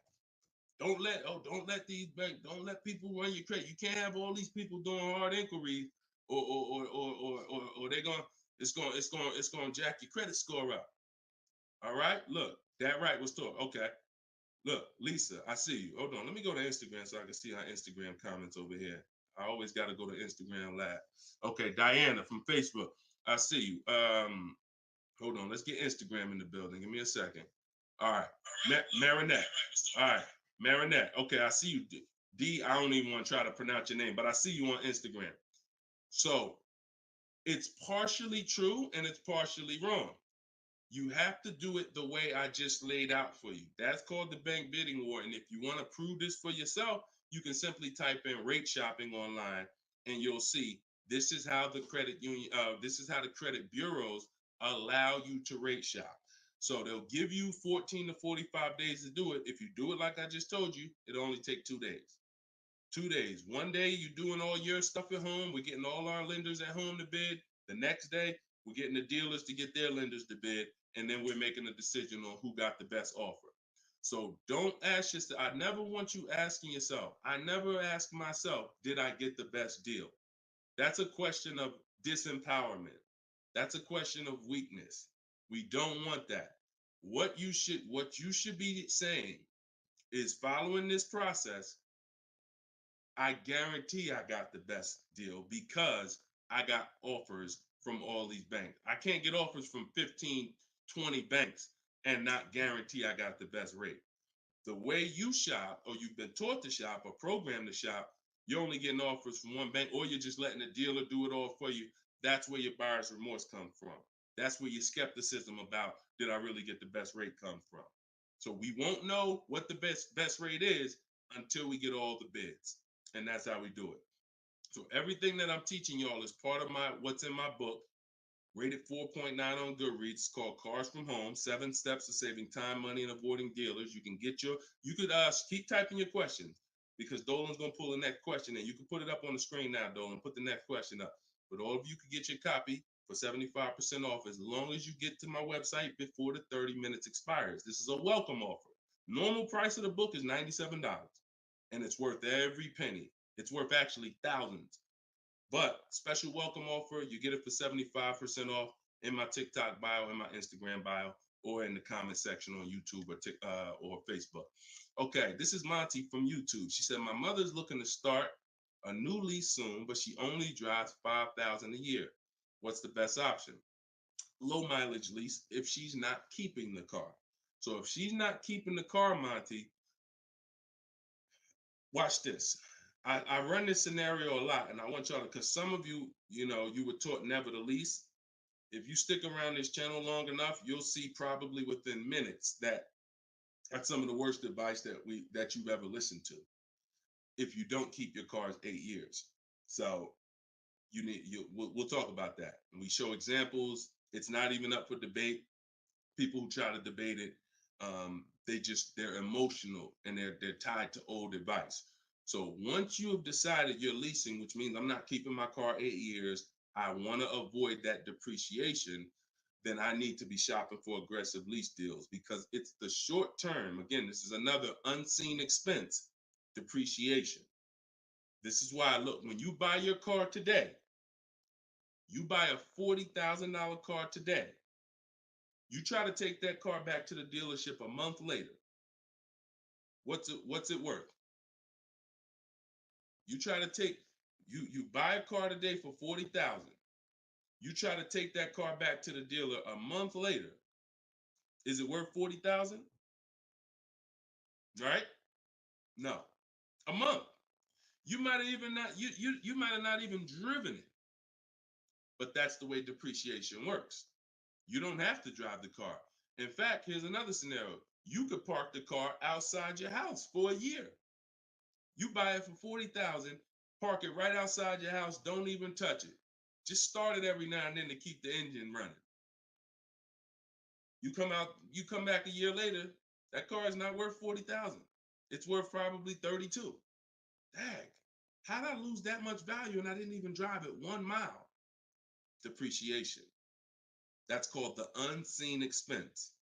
So whenever you hear me talk about the unseen expense, it's depreciation. So your job is to find the strategies, which is what I teach, to make sure you avoid the depreciation hit. So if you buy a car, Monty, even if she doesn't drive it, even if she only drives it 5,000 per year, 5,000 miles a year, like you're saying, she's losing value. And what she's doing when she replaces the car is she's hoping she could get some of that value back that she lost. It really never happens. Who understands that when you go to trade your car in, you never get what you really thought you were going to get for the car, right? Now I'm going to ask you a question. Everyone who has a car outside that's 10 years old or more, 10 years old or more, type me in the comments. Matter of fact, let me know how many years you've had the car. That's a better one. Type how many years you've had the car. And for those of you who just came to the show, this is our Thursday, 12 p.m. live show. We're actually live right now. This isn't a rebroadcast, although we do rebroadcast these shows throughout the day, all day, so that you can actually catch up, watch the replay. But this is our time. We're live Monday, Tuesday, Thursday, and Friday, 12 p.m. and 3 p.m. Make sure you're here. If you want to engage with us, make sure you're here. If you want to tell your friends, this is the time to be here. Okay. So we got people 11 years. Can Skin on Instagram, 11 years, 13 years. Jessica on YouTube, I see you. 6-year Jeep Wrangler. Well, I wanted to hear from people who are longer. 2018 Sakia. So, all right, 15 Tahoe. Okay, I'm talking about the people who've had a car 10 years or more. One thing about you that listen, are y'all worried about how much you're really going to get for that car? Are you overly worried about it? Most of you are going to say, no, not really. It's worth a couple thousand, but you've used most of the value. You understand that? Look, Big Meek said I got 08 4Runner on TikTok. So we understand when you have kept your car long term, I'm not concerned with resale value much, because my whole goal with having this car was to use up most of the value. So that's what you do if you're a buyer. If you're not going to get to this level, this is what I'm telling you. that you are now losing because the depreciation of your car is the highest in the first 5-6 years. So in order for you to win, you have to keep that car, what I call the 8-year rule. 8 years, that's when the depreciation starts to level out, where you're not losing value like this. And so regardless of how much you're driving, that's not the key. That's not the key. Monty's mom is driving 5,000 miles a year. Who's a high mileage driver driving more than 18,000 miles a year, type HM? I want you to know, I want to cover all the bases for this question here. Oh, what doesn't matter whether you're a high mileage driver, low mileage driver, it has nothing to do with how much you drive, because that's not what's killing you. It's the depreciation based on the time you have owned the vehicle. And if you're not keeping that car 8 years, you should be shopping for aggressive leases. Now, before we go to the next question, I'm going to show y'all an example of why it is impossible. Yes, impossible. No way, shape, form, fashion. You can get a great deal if you purchase, but you should have leased. Okay? Let's use this scenario. Let's use Frina. Let's use Frina as an example. So Zafrina, she picks up, and you can see this date. She's recent. This is just, not too long ago. So Frina gets a $65,000 Jeep Grand Cherokee. She uses my system. You can see she uses the Cars from Home system, where she gets bids, multiple bids. We get at least 5. So don't look at this price and be like, oh, Deshone, that looks incredible. Yeah, that's because we get this through bidding. You get the best price. That's what we do here. So stick around, you'll understand if you're new to the show. But she's paying $579 a month for a $65,000 Jeep Grand Cherokee. Just so we can, let me level this out for y'all. If she pulls up to someone who decided to purchase because they didn't understand leasing, or they was taught never lease, so they're gonna go in, they want that same truck as her. Let's just assume they got a ridiculous, how much is a great discount on this Jeep? I want to use your numbers. Type in the comments, what do you think is a great deal, a great discount? She go in just don't be realistic though. Somebody walk in, she go in and she looking at this $65,000 Jeep. Somebody's going to purchase it though. What would be, because I want to show y'all that even at the best discount that you could name, realistic though, you're still going to lose if you purchase compared to somebody who leased. Go ahead. Throw some numbers out. What's a big discount? Okay, look. All right. I'm going to make up a number because it's like, okay, 600. No, not a payment. Not a payment. I'm talking about, okay. Aux the Pro said 20%. Now, we already know saving 20% off a new car is pretty much never going to happen, right? We can agree. That's usually never going to happen, 20% off the price. Let's see how much 20% is. So 10% would be $6,500. 20% would be $13,000. So let's say they knock $13,000, an impossible discount. Somehow we do something never been done before. They end up getting this car for $53,000. $53,000. Every $5,000 on a loan is how much per month, y'all? Some of you know, some of you seen my videos, some of you been on the show before. Every $5,000 on a loan is about how much per month? $100. Exactly. So let's do this math now. Continuing to drive this point home that there is no way for you to get a great deal when you purchase, but you should have leased. So the same person who just got this unbelievable, never gonna happen discount of 20% off a brand new car, $53,000, what's their car payment? $53,000, car payment's about $1,050 a month. $1,050 a month for 5 years. Let's just say they take another year on the loan. They say instead of a 5-year loan, let's take a 6-year loan. $900 a month for 6 years. Freena's paying $579. Is that sinking in? Type $ if that's sinking in.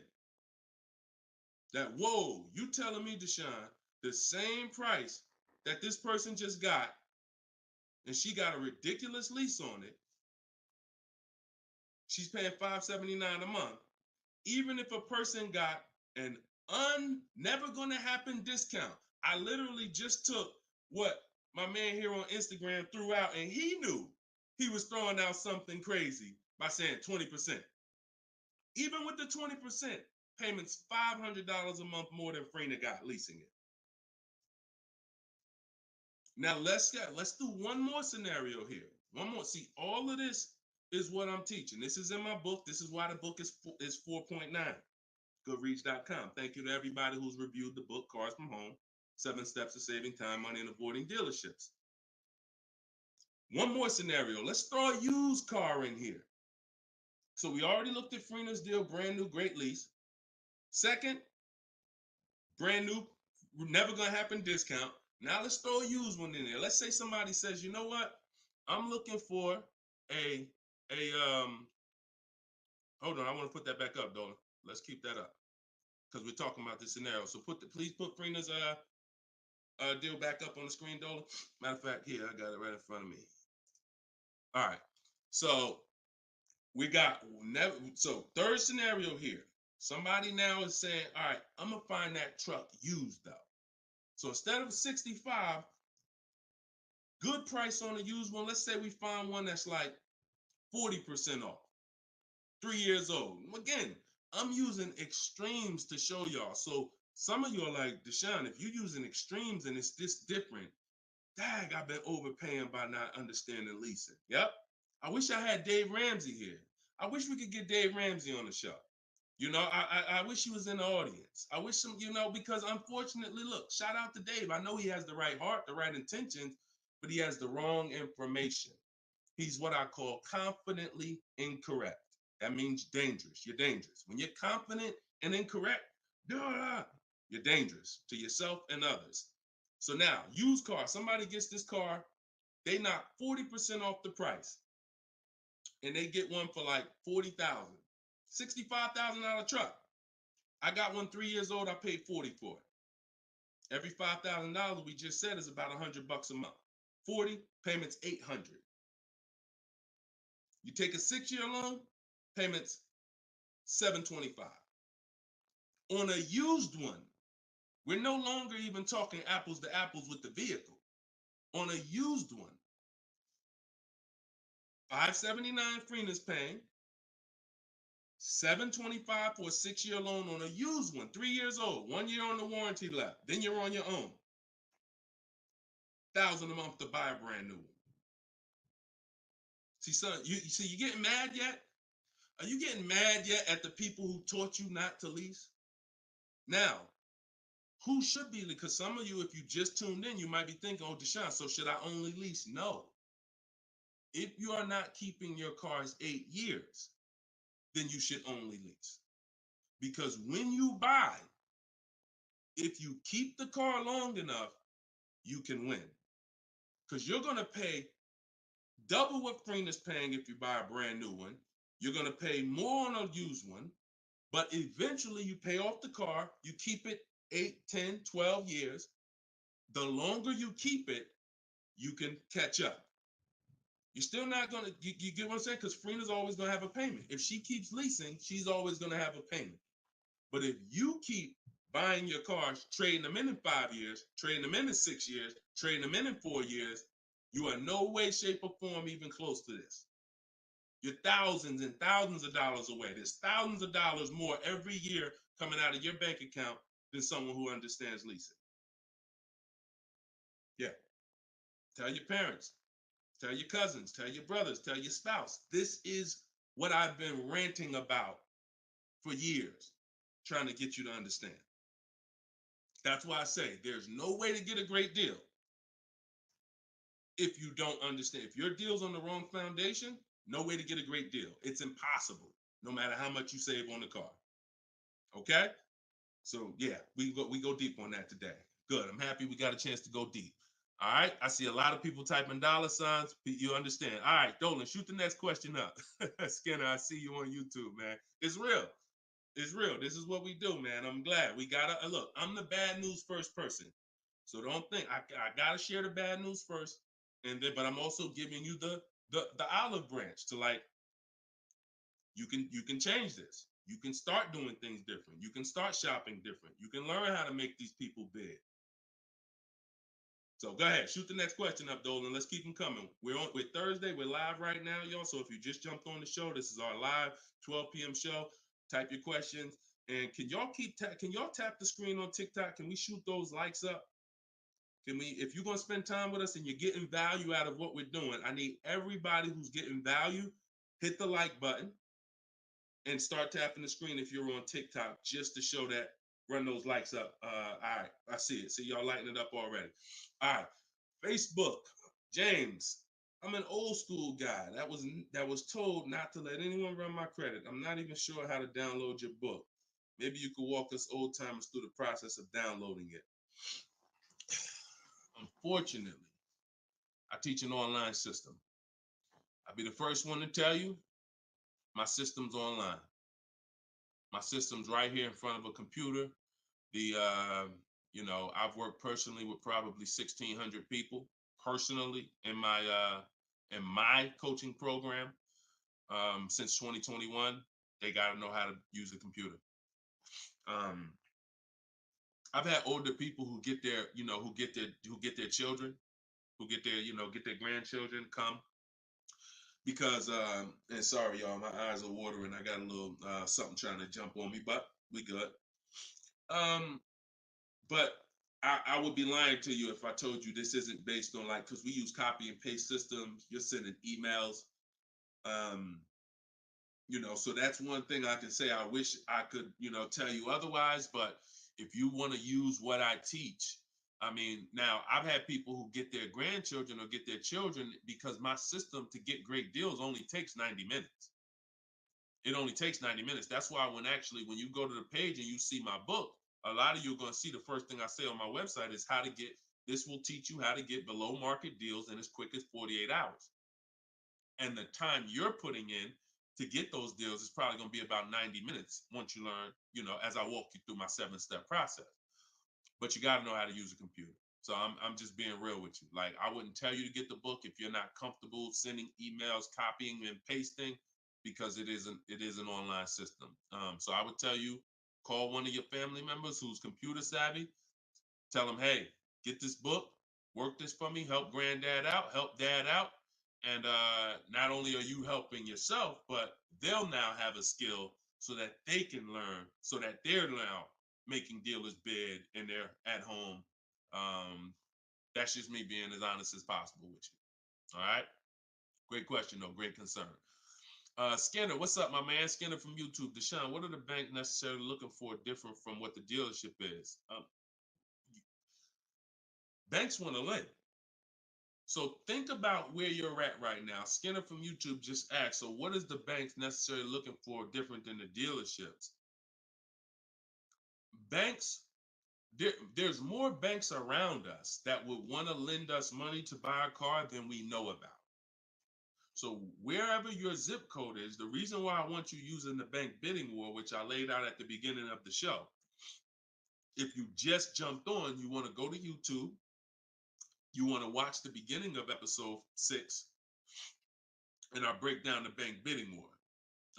If you don't have my book, if you have my book, then you know the bank bidding war.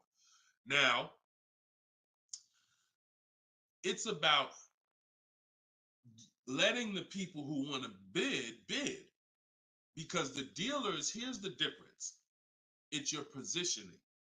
When a dealer knows you don't have any leverage, you haven't shopped bank offers, you're basically waiting for them to tell you what their bank said. Here's usually the conversation. What is the most interest? What is the highest rate you think they'll take? What is the highest rate that we can actually get them? And it might be 6.2, but at 6.2, we make some nice money on the loan. But that's not the best I could do. But I'm not going to give them the best I could do, because what sense does that make? I'm going to give you the most you're willing to pay.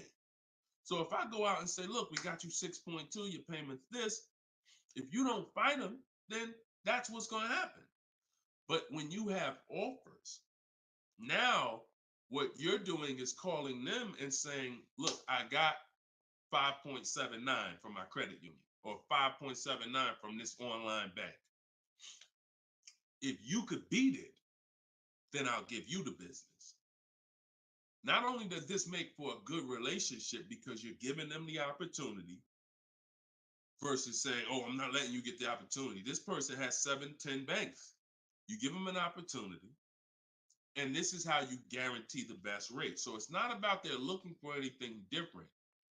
It's about positioning yourself so that the dealer is now trying to beat the rate you got versus what I just laid out 60 seconds ago when you don't have a rate in the conversation they're having. Leverage. All right, that's the difference. One gives you major leverage to guarantee you're getting the best offer. One, you have no leverage, and so there's no guarantee. And you'll always drive wondering, man, could I have gotten a lower interest rate? That'll always be in the back of your mind. So we want to eliminate that. All right, great question, Skinner. Go ahead, Dolan. Next one. I don't see too many questions coming in on Instagram. Where y'all at with your questions today? We getting questions from TikTok. I see a lot of them. Let's go. Oh, there's one. Okay, Body by Michelle. When buying a luxury car with cash, when should I let the salesperson know? Okay. The process of what we teach doesn't change doesn't matter what you're buying. We've had people get Maseratis, get high performance BMWs. I know this works because bidding just works. So first thing you have to do, Michelle, is realize I need to get at least 5 offers, because we're so concerned with how we're going to pay for the car that we're not thinking about which dealer is going to sell us the car for the lowest amount. Now, some of you may have been taught every dealer has the same price. I got this clue when people started saying things like Nissan doesn't have good deals. Hyundai, the deal on the Hyundais right now are terrible. That's either coming from 2 things, and they're both wrong, that I want you to stop today. Looking at advertisements, commercials, because some people say, Deshone, I look at that. The commercial says that, I got to put down $4,000 if I want to lease that vehicle. That's an advertisement. It's not a deal. It's a custom thing they put together that they want to present to the public. It's not a deal. When you look at what I just showed you with Frina, when you look at Danielle's lease on her Audi A3. She's paying $550 a month, $44,000 Audi A3. She only put her first look. This is her words. Due to circumstances out of my control, I had to lease something quickly. So my program, I told you, as quick as 48 hours, you can get below market deals. This doesn't take days and days and weeks. I took the course last weekend, did all my emailing back and forth because she's in my video program. So I do have my book, and then I have that same book in a video program. You pick. Now, finalized the deal on Sunday, was finally able to pick it up. This is the details. $550 a month, first payment down.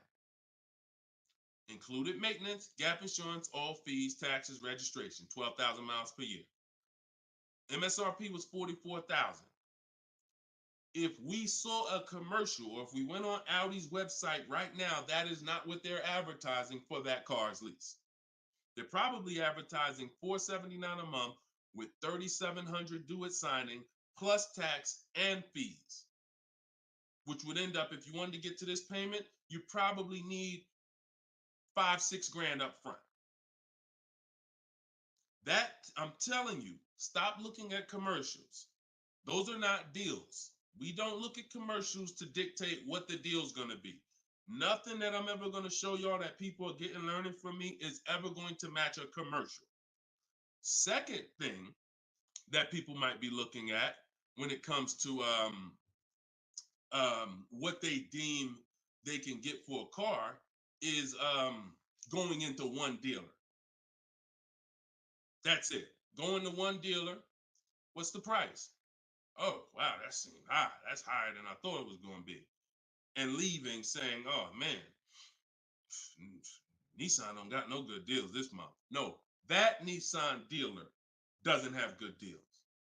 And again, you have no leverage. So the first thing I want you to think about, Michelle, is changing the way you shop so that you can forget about how you're going to pay for the vehicle. First paramount thing is to make sure that I'm getting 5 offers, because we've done the statistics. I got people all around the country shopping that report to me. 80% of dealers are overpriced. I'm telling you numbers that I don't want you to ever forget. 80%. That means out of 100 dealers, 80 are overpriced. 20 are the great prices. So you're not going to walk into a dealer and get a great price, because you have more of a shot of walking into an 80% dealer than you do a 20%. So you stay at home. You could do it my way, which is in my book, totally online. You use my scripts, use my templates, they're copy and paste. Or if you want to do it your way, you can call around and get several quotes. But you need to get at least 5, because you're going to be amazed how different the quotes are. One dealer's charging $550, another dealer's charging this, another dealer's charging this. Hey, that's a $5,000 difference. That's the way it should be. That's the way it should be. Okay? So that's what you focus on, Michelle. Forget, if you're going to pay cash, keep that in the background. People walk into a dealership all the time. You see it on internet. They make videos about it. Oh, I'm walking in, man, about to get this Lamborghini. Yeah, I want that black one right there. Boom. All right, write him up. Let's get him out of here as fast as possible before he realizes what he needs to ask. Okay, and he don't want to look like he's negotiating. You're going to overpay all the time. People celebrate the cars, but they overpaying for them. So don't focus on how I'm getting the car. Focus on, let me get these offers so I can make sure I get the best price. Once I get the best price, here's the cash. Okay? Great question. Shoot the next one up, Dolan. We're live, y'all. This is our Thursday, 12 p.m. show. We'll be live for about an hour. So we're going to try to get through as many questions as possible, but I don't like to give short answers. And for those of you who like to shine, I want all the answers in one spot. That's in my new book. It's a digital book. It's called Cars from Home, 7 Steps to Saving Time, Money, and Avoiding Dealers. And you can get yours, have everything I teach in one spot. If you get the 75% off price, it's $24. It'll be in your inbox in 5 minutes. You can get it in my TikTok bio. You can get it in my Instagram bio, or on Facebook, YouTube. We got a link in the comment section for you that you can get your copy at 75% off. But it's only for 30 minutes. Once the timer expires, it does go back up to the $97 price. Okay, YouTube, Hanako. Sorry, hold on. Eyes water, I'm sorry. All right, YouTube, Hanako. What if you guess incorrectly on what your yearly mileage will be for a lease? Can you renegotiate your lease if you will go over the mileage? So some brands will let you buy mileage before the lease ends. So you can buy them, but I think BMW has it where you can buy the mileage for like 15 cents, but you can't be within like the last 3 months or last 6 months, something like that. So everybody, if you do have that option, you want to call your leasing company and you want to see. But I teach to estimate your miles. Like I have a chapter in my book. It's not even a chapter. It's like a little section called Choose Your Mileage Wisely, where we walk you through the math. Now, sometimes lifestyle changes. You were working 10 miles from home. Now you're working 30 miles from home. That's understandable. What I like to do is we always do an equity assessment. Who has a lease, but you didn't know you could sell leases? Type of question mark. If you did not know that you could sell a lease, I want you to type a question mark in the comments, because you need to get familiar, and every one of you who are going to be replacing your cars, whether you own it, lease it, anything, you need to get familiar with what we call an equity assessment.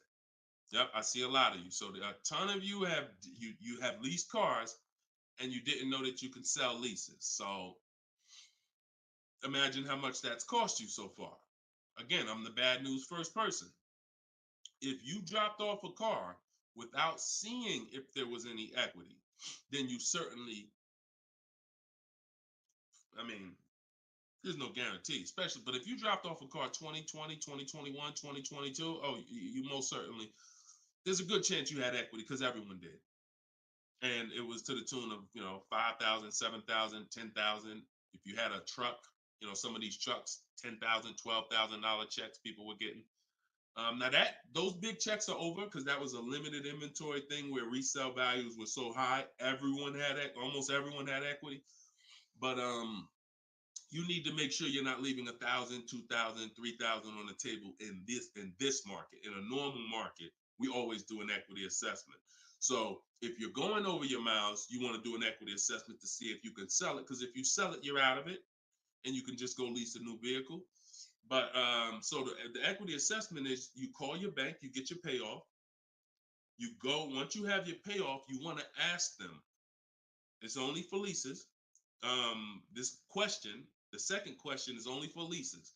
Do I have a third party restriction? If they say yes, you just need to make a note of that. If you don't have a third party restriction, and there's several brands that don't, Chase, Toyota, Mazda, there's still a couple leases out there that don't have third party restrictions, then you're going to go and you can sell to any of the online bidders, highest bidders. You get all these offers. And look, let me be clear on when you should be doing this. Before you ever think about shopping for a car, you gotta take care of your equity. You shouldn't be shopping for a car and then saying, all right, now let me check and see what equity I got. Because now if you don't, you need to know that up front, because if you have $3,000, $4,000 of equity, that matters going into your budget. Maybe you want to apply it to your next deal. Maybe you want to put it in your bank account, but you need to know about it early. That's why it's the second step in my system. I got 7 steps. Equity assessment is the second step. As soon as you think about getting a new car, your first question should be buy or lease. Should I buy or lease? That means, am I keeping the car 8 years or not? And then the second thing is equity assessment, because that's going to tell you your positioning with your current car.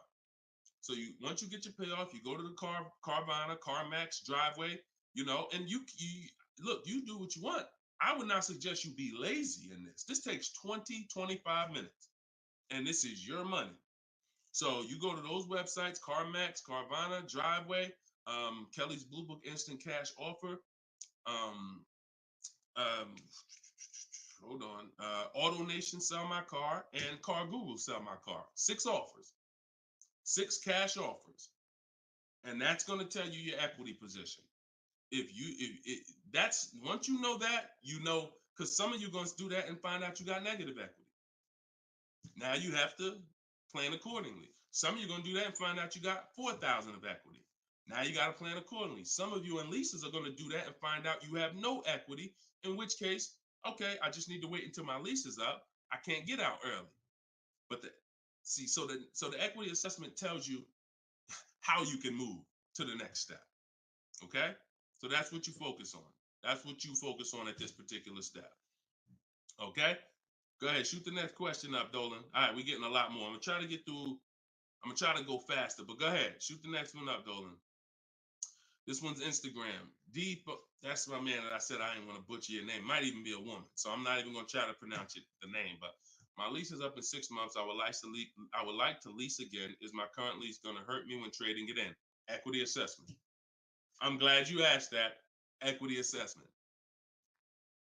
That's the game. That's the game. See, those are the questions that gets answered with the equity assessment. Is my lease going to hurt me or help me? Do the equity assessment, and you'll know. Now, if you have a third party restriction, then we can't sell direct to these online buyers. We have to sell to a local car dealer of the same brand. So I have a script in my book where I walk you through talking to used car managers so that you can actually sell your car locally to them. You're selling a 2 or 3 year old car, usually good mileage for most. We need to sell that car to a local used car dealer, but we are still getting bids. We're not walking in. This is what a lot of people did. You may have did it. Man, I got a third party restriction. I'm gonna just walk into the dealer. hey, yeah, look, I know I got equity. You don't realize how you're making it hard for someone to even help you because you don't know how much equity you got, and now you're coming in and you're not really saying what you know. When you're at home and you're talking to managers, you're talking to people and getting offers for that car, you can speak intelligently. And we only talk to used car managers in those cases. But that's only if you have a third party restriction, because some people, another thing they were doing is buying their cars and then turning around and reselling them. Reason I never do that is because, and nobody who's listened to me, even throughout the pandemic, I don't think we had one person do that, is because when you buy, you pay taxes, you pay fees. So yeah, if I had 5,000 in equity and then I buy the car and resell it and then I pay 4,000 in taxes and fees, by the time the title gets to me and all of that, I might break even. When we sell direct to a used car manager, a local dealership, we don't pay those fees. So although they might not pay, they're not going to pay as much as CarMax, Driveway, and any of these online bidders, we still get offers from them because we don't have to. They're not going to pay those fees. We're not. Those fees aren't going to come out of our profit. Okay. Equity assessment. Again, D. I'm gonna just call you D. Go ahead. Next question, Dolan. Exactly. Exactly. Auto advisor. Equity assessment. How'd you come up with the auto advisor?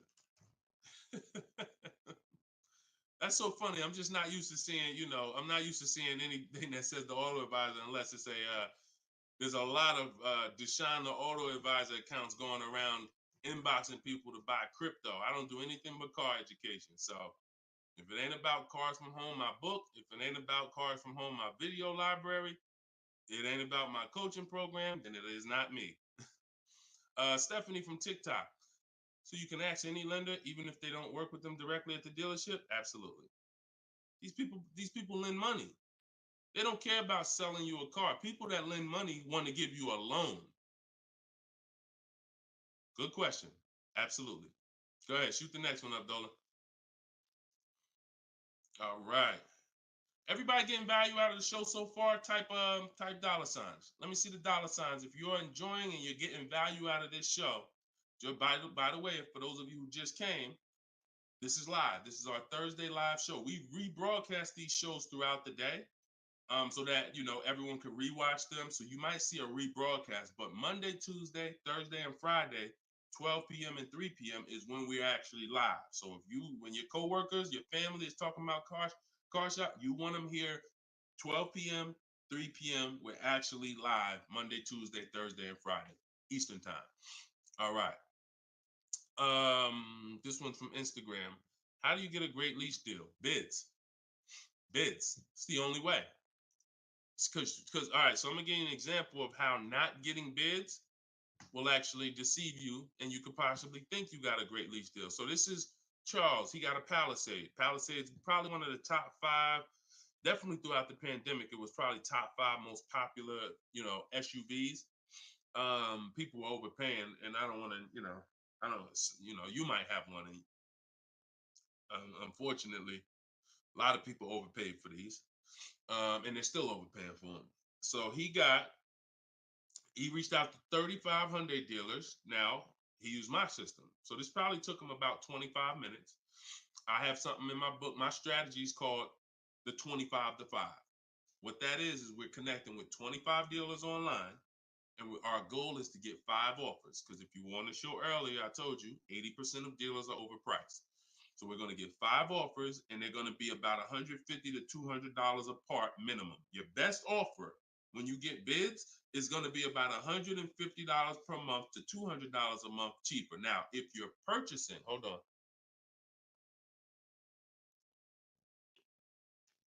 All right. Now, if you're purchasing, you're going to see, for those of you who are buying new cars, because we have several people that do that, you're going to see that there's about a $5,000 difference minimum between your best offer and your worst offer. So let's say I was buying this Palisade. When I get my bids, my best offer to my worst offer is going to be close to $5,000 difference. That's when you know you're doing it right. because we get below market car deals. Some people get market value car deals. Some people pay above market value car deals. Depends on the skills they have. So he got bids. He did this, used my system. Took him probably 30 minutes to reach out to 35 dealers, maybe 25 minutes, and he got 10 quotes. Offers range from 1.23 to 1.66. Now, that's what that's what I'm telling you. The 1.26 lease that he ended up getting a 1.23 because we always send a counter offer. I have a calculator in my book where you put it in. We must send a calculator. We must send a calculator. We must send a counter offer. So he ended up closing the deal at 1.23, all online. Never spoke to the dealer until he was ready to lock up the deal. But see the difference, 1.23 to 1.66. That means he's looking at offers. His best offer was $597 on a $48,000 Hyundai Palisade. His worst offer at 1.66, that same 1.66 divided into 48,500. Hold on. 1.66 times 48,500 would be about 700, 900, call it $800. So he's getting offers. That's when you know you've done it right. So to answer your question, Tobo, how do you get great lease deals? Bids. It's the only way.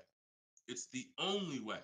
So his best offer is $597. The worst offer he saw out of all of them, he got 10 of them, was $800. Same vehicle. 80% of dealers are overpriced. Okay? Must get bids if you want to get deals like this. Only way. All right? Shoot the next one up. Now, look, hold on real quick. I want to say one more quick thing. Until you get bids and you have enough bids, you might think you got the best deal, but you just don't know what the best deal is. See, you're going off your gut. If you're going off your gut, look at Kimberly. Kimberly saved $20,000 on her Maserati. It's a $91,000 vehicle. She posted. It was the one she ended up getting was 91 because a dealer near her ended up beating this offer she had, but it was an $86,961 Maserati. They offered it to her for $66,261. So they're taking 20 grand off. But she had offers that were 10 grand off. She had offers that was 12 grand and 8 grand. And if she would have tried to assume, well, damn, 8,000, that feels good. I mean, shoot, brand new Maserati, taking 8,000 off. That gotta be a deal. See how much money she would have left on the table? See how much money she would have left on the table? So we cannot assume. We get multiple offers. We look at the lowest one. That's how we guarantee. All right? Go ahead. Shoot the next one up, Dolan. Great questions today. Great questions. Let's go. All right. We got Emo on YouTube. I test drove an MD. I'm test driving an MDX soon. Okay. I test drove an MDX as soon as we finished. They tried to get me to run my credit. I told them I'm shopping dealerships, didn't like it, so the manager came in the office and tried it. No again. 100%. You look, y'all. If you don't have a plan, you're under someone else's plan. You follow me? I'm gonna say that again. If you got a light bulb emoji, type a light bulb emoji, type a gem emoji. Remember this. If anytime you don't have a plan, you will be subject to someone who has a plan. And there's nobody that has a plan like car salespeople. We know what we're doing. We are not trained in much. We're not trained in finance like we should be. We're not trained in buying versus leasing like we should be. We're not trained in resale values like we should be. We're not trained in insurance products like we should be. There's more insurances to consider with a car than there is a house. Kid you not. Extended warranty, that's an insurance policy. You might use it, you might not. Tire and wheel, that's an insurance policy. Gap insurance. You have auto insurance. There's multiple insurances that you need to consider in this business, when you're buying a car, when you're leasing a car. We're not trained in none of that like we should be. But what we are trained in is how to make sure we have enough information to sell you what we want to sell you. And so if you don't have, and the least, the people with the least integrity, they are certainly going to try to pin you down with the credit check. Can't give you a credit. I can't give you a quote without your credit. Come in. I need you to be here. When can you come? First question they ask, y'all, right? Who's getting phone calls from dealers right now? Raise your hand and type me if you're getting phone calls from dealers right now for any reason. Bring your car in early. Hey, your lease is almost up. Hey, I saw that we can get you in a new car. We can keep your payment the same. Look, nobody's business. If you're getting phone calls from dealers right now, type me in the comment. Look, Skinner said they blowing me up. So understand the reason why they're doing that is because they want to pin you down. It's just come on in. When can you come in? When I can come in, I get you to talk. Numbers in here, it means you're pinned down. You cannot do this. You're losing all your leverage. So that's why I'm telling you, you're going to shop with a plan if you're following what I'm telling you, if you're following what I teach. Some of you have my book already. Shout out to those who have my book. We're rated 4.9 on Goodreads.com. Appreciate everybody who's reviewed the book. You can get yours for 75% off. It's normally $97, but in my TikTok bio, 30 minutes only, you can get it for 75% off. Instagram bio is $24 if you get the deal in the comment section. But you must have a plan because they have a plan and you don't know who you're dealing with. So that's all I can tell you. But I'm glad you stuck to the guns. Even under the pressure, you didn't let them run your credit. You stuck to the guns. Way to go. All right, go ahead, Dolan. This one's from TikTok. Better to buy used or new? Planning to keep longer than 8 years. Thank you for all that information. Letting me know you understand the 8-year rule. I appreciate you. That's a matter of, okay, so if I'm buying to keep more than 8 years, right? Only question between new or used is a question of budget. Can you get everything you want and need in a new car for your budget? Once you get all your bids, can you get all those bids? Is the best bid that's going to win your business on a new car in your budget comfortably, then get a new car. But now some of you can't afford a new car that covers all your needs. Needs are the most important thing you need to think about. You need to know the difference between wants and needs. Needs is, I got 3 children, I need a third row. Need is, I drive on the highway a lot. I need a car that has good acceleration. That's needs. Needs are things where if you don't get them, you're not going to like the car, you're going to trade it in because it's not doing the basic things you need it to do. That's needs. Wants is, I like to have the sunroof. I don't need it though. But if I can get it in my budget, I'll take it. I like to have this. I like to have that. These are wants. You got to know the difference. Unless your budget can buy everything. But if you can't get everything you want and need in a new car for your budget, then we go used. But if you get everything you want, there's plenty of people who are like, you know what, Deshone, I am a long-term person. I'm keeping more than 8 years. I could afford both. I only get a car every, only once a decade. I want to get a new one. That's fine. And some of you are like, you know what? I really want to go with even more value. So I'm gonna look to get a pre-owned one, not 30% off the price, 20% off the price, 40% off the price. That's fine too. There's no right or wrong there. Just go through it and pick the one that works for you. Great question. Okay. And now I haven't told, while you putting the next question up, Dolan, my process for shopping for new cars and leases is totally different than the process we teach on shopping for used cars. It's entirely different. One is called the 25 to 5, where we're reaching out to 25 dealers online, connecting with them, looking to get 5 offers.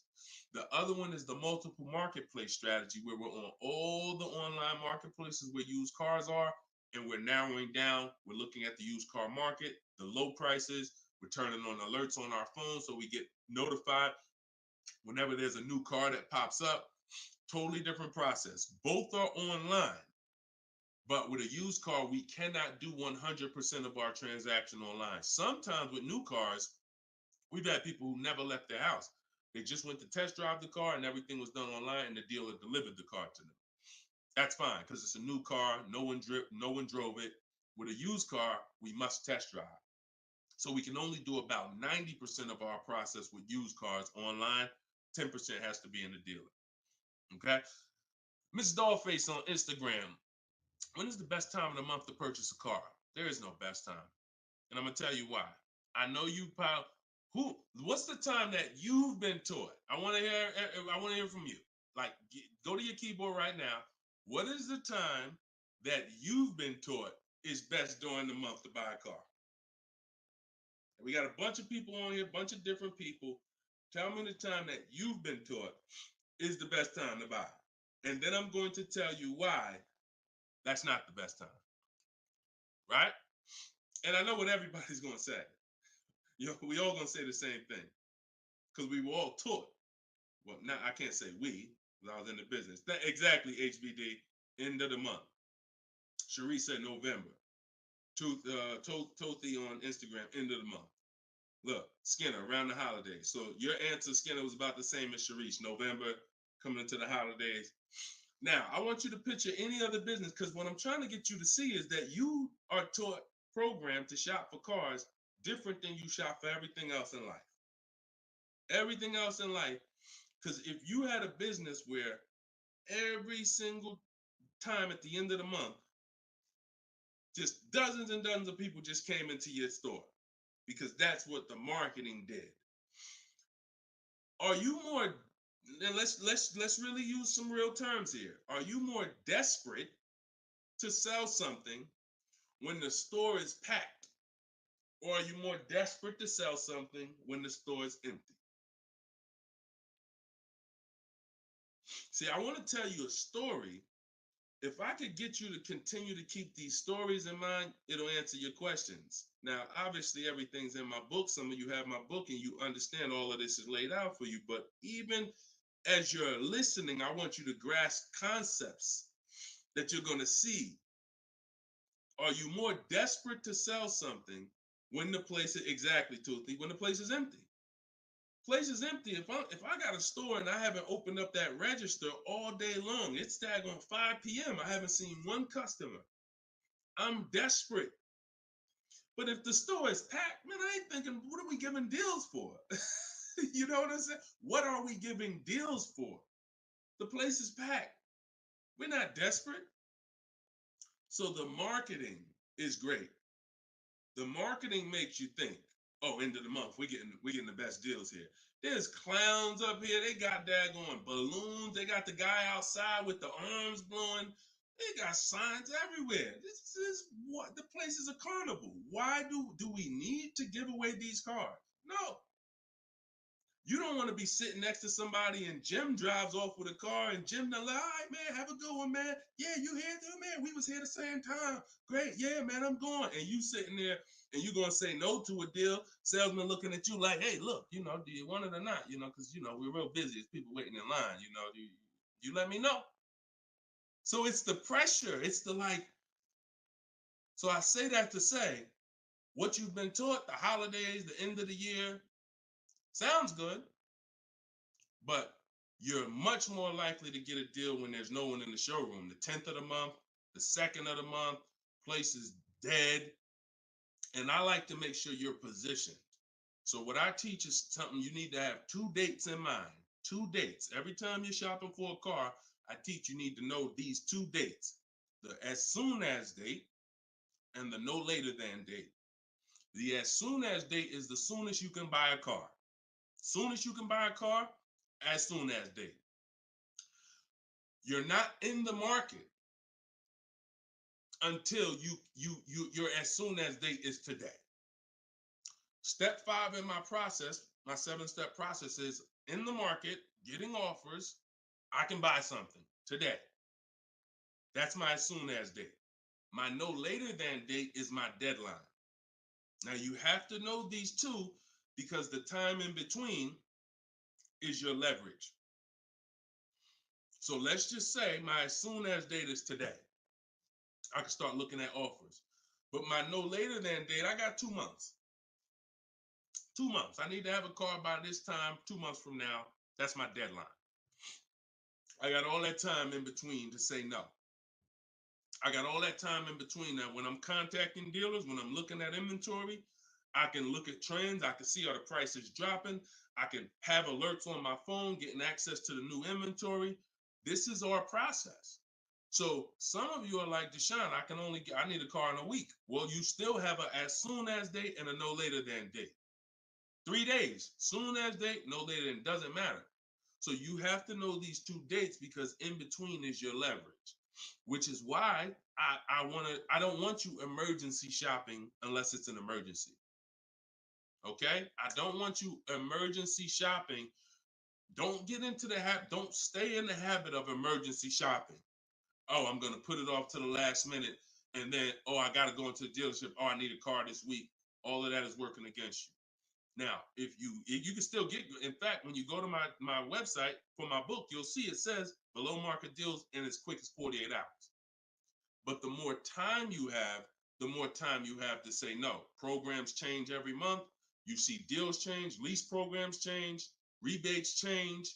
And so when you have inventory changes, so if you're looking for a black or blue car, all these dealers don't have one right now, but they got one coming next month. You can, that's fair game for you because you have time. So these are all the benefits of getting in the market 3 months early and learning how to look at the deals. If there's a great deal now, we jump on it. If there's not, okay, I'll look next month. And that's what I did when I got my mother's lease on her Mazda CX-5. October, I was looking at the deals. I didn't like them. Got all my offers. I said I didn't like them. Now, the great thing is I made contact with all these dealers. So they know. Now I'm following up next month. Hey, just checking in. How's the deals looking for this month? November, didn't like them. 3rd month, December, got the deal I liked.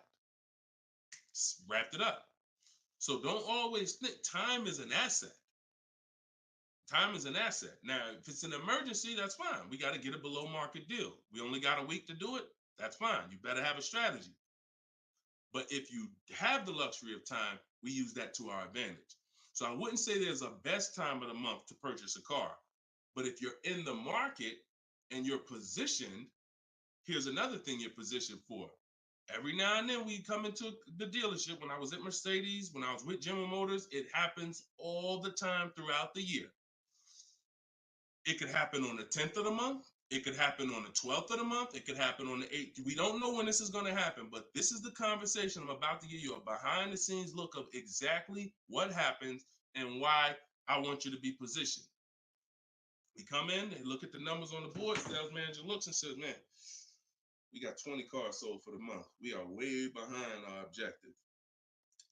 All right, listen, call everybody anybody you got, anybody that's real, anybody that's a real buyer, call them.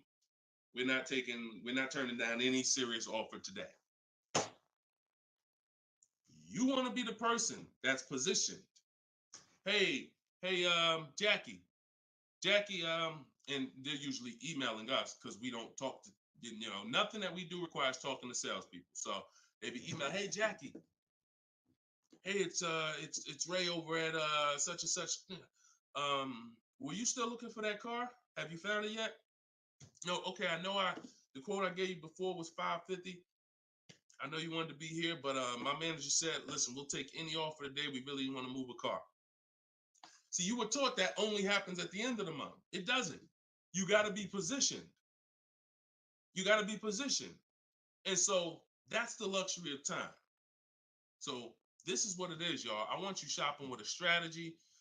Like, this is what I want you shopping with. All of this is in my new book, Cars from Home, 7 Steps to Saving Time, Money, and Avoiding Dealerships, learning the science of making dealers and banks bid for your business while you sit at home, getting below market car deals in under 90 minutes.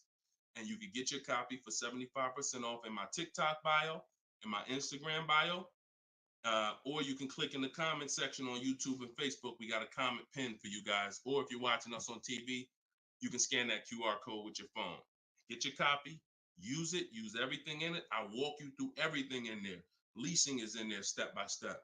Purchasing new cars in there step by step. Purchasing used cars step by step. High mileage drivers, I got 2 strategies for you. If you're a short-term high mileage driver,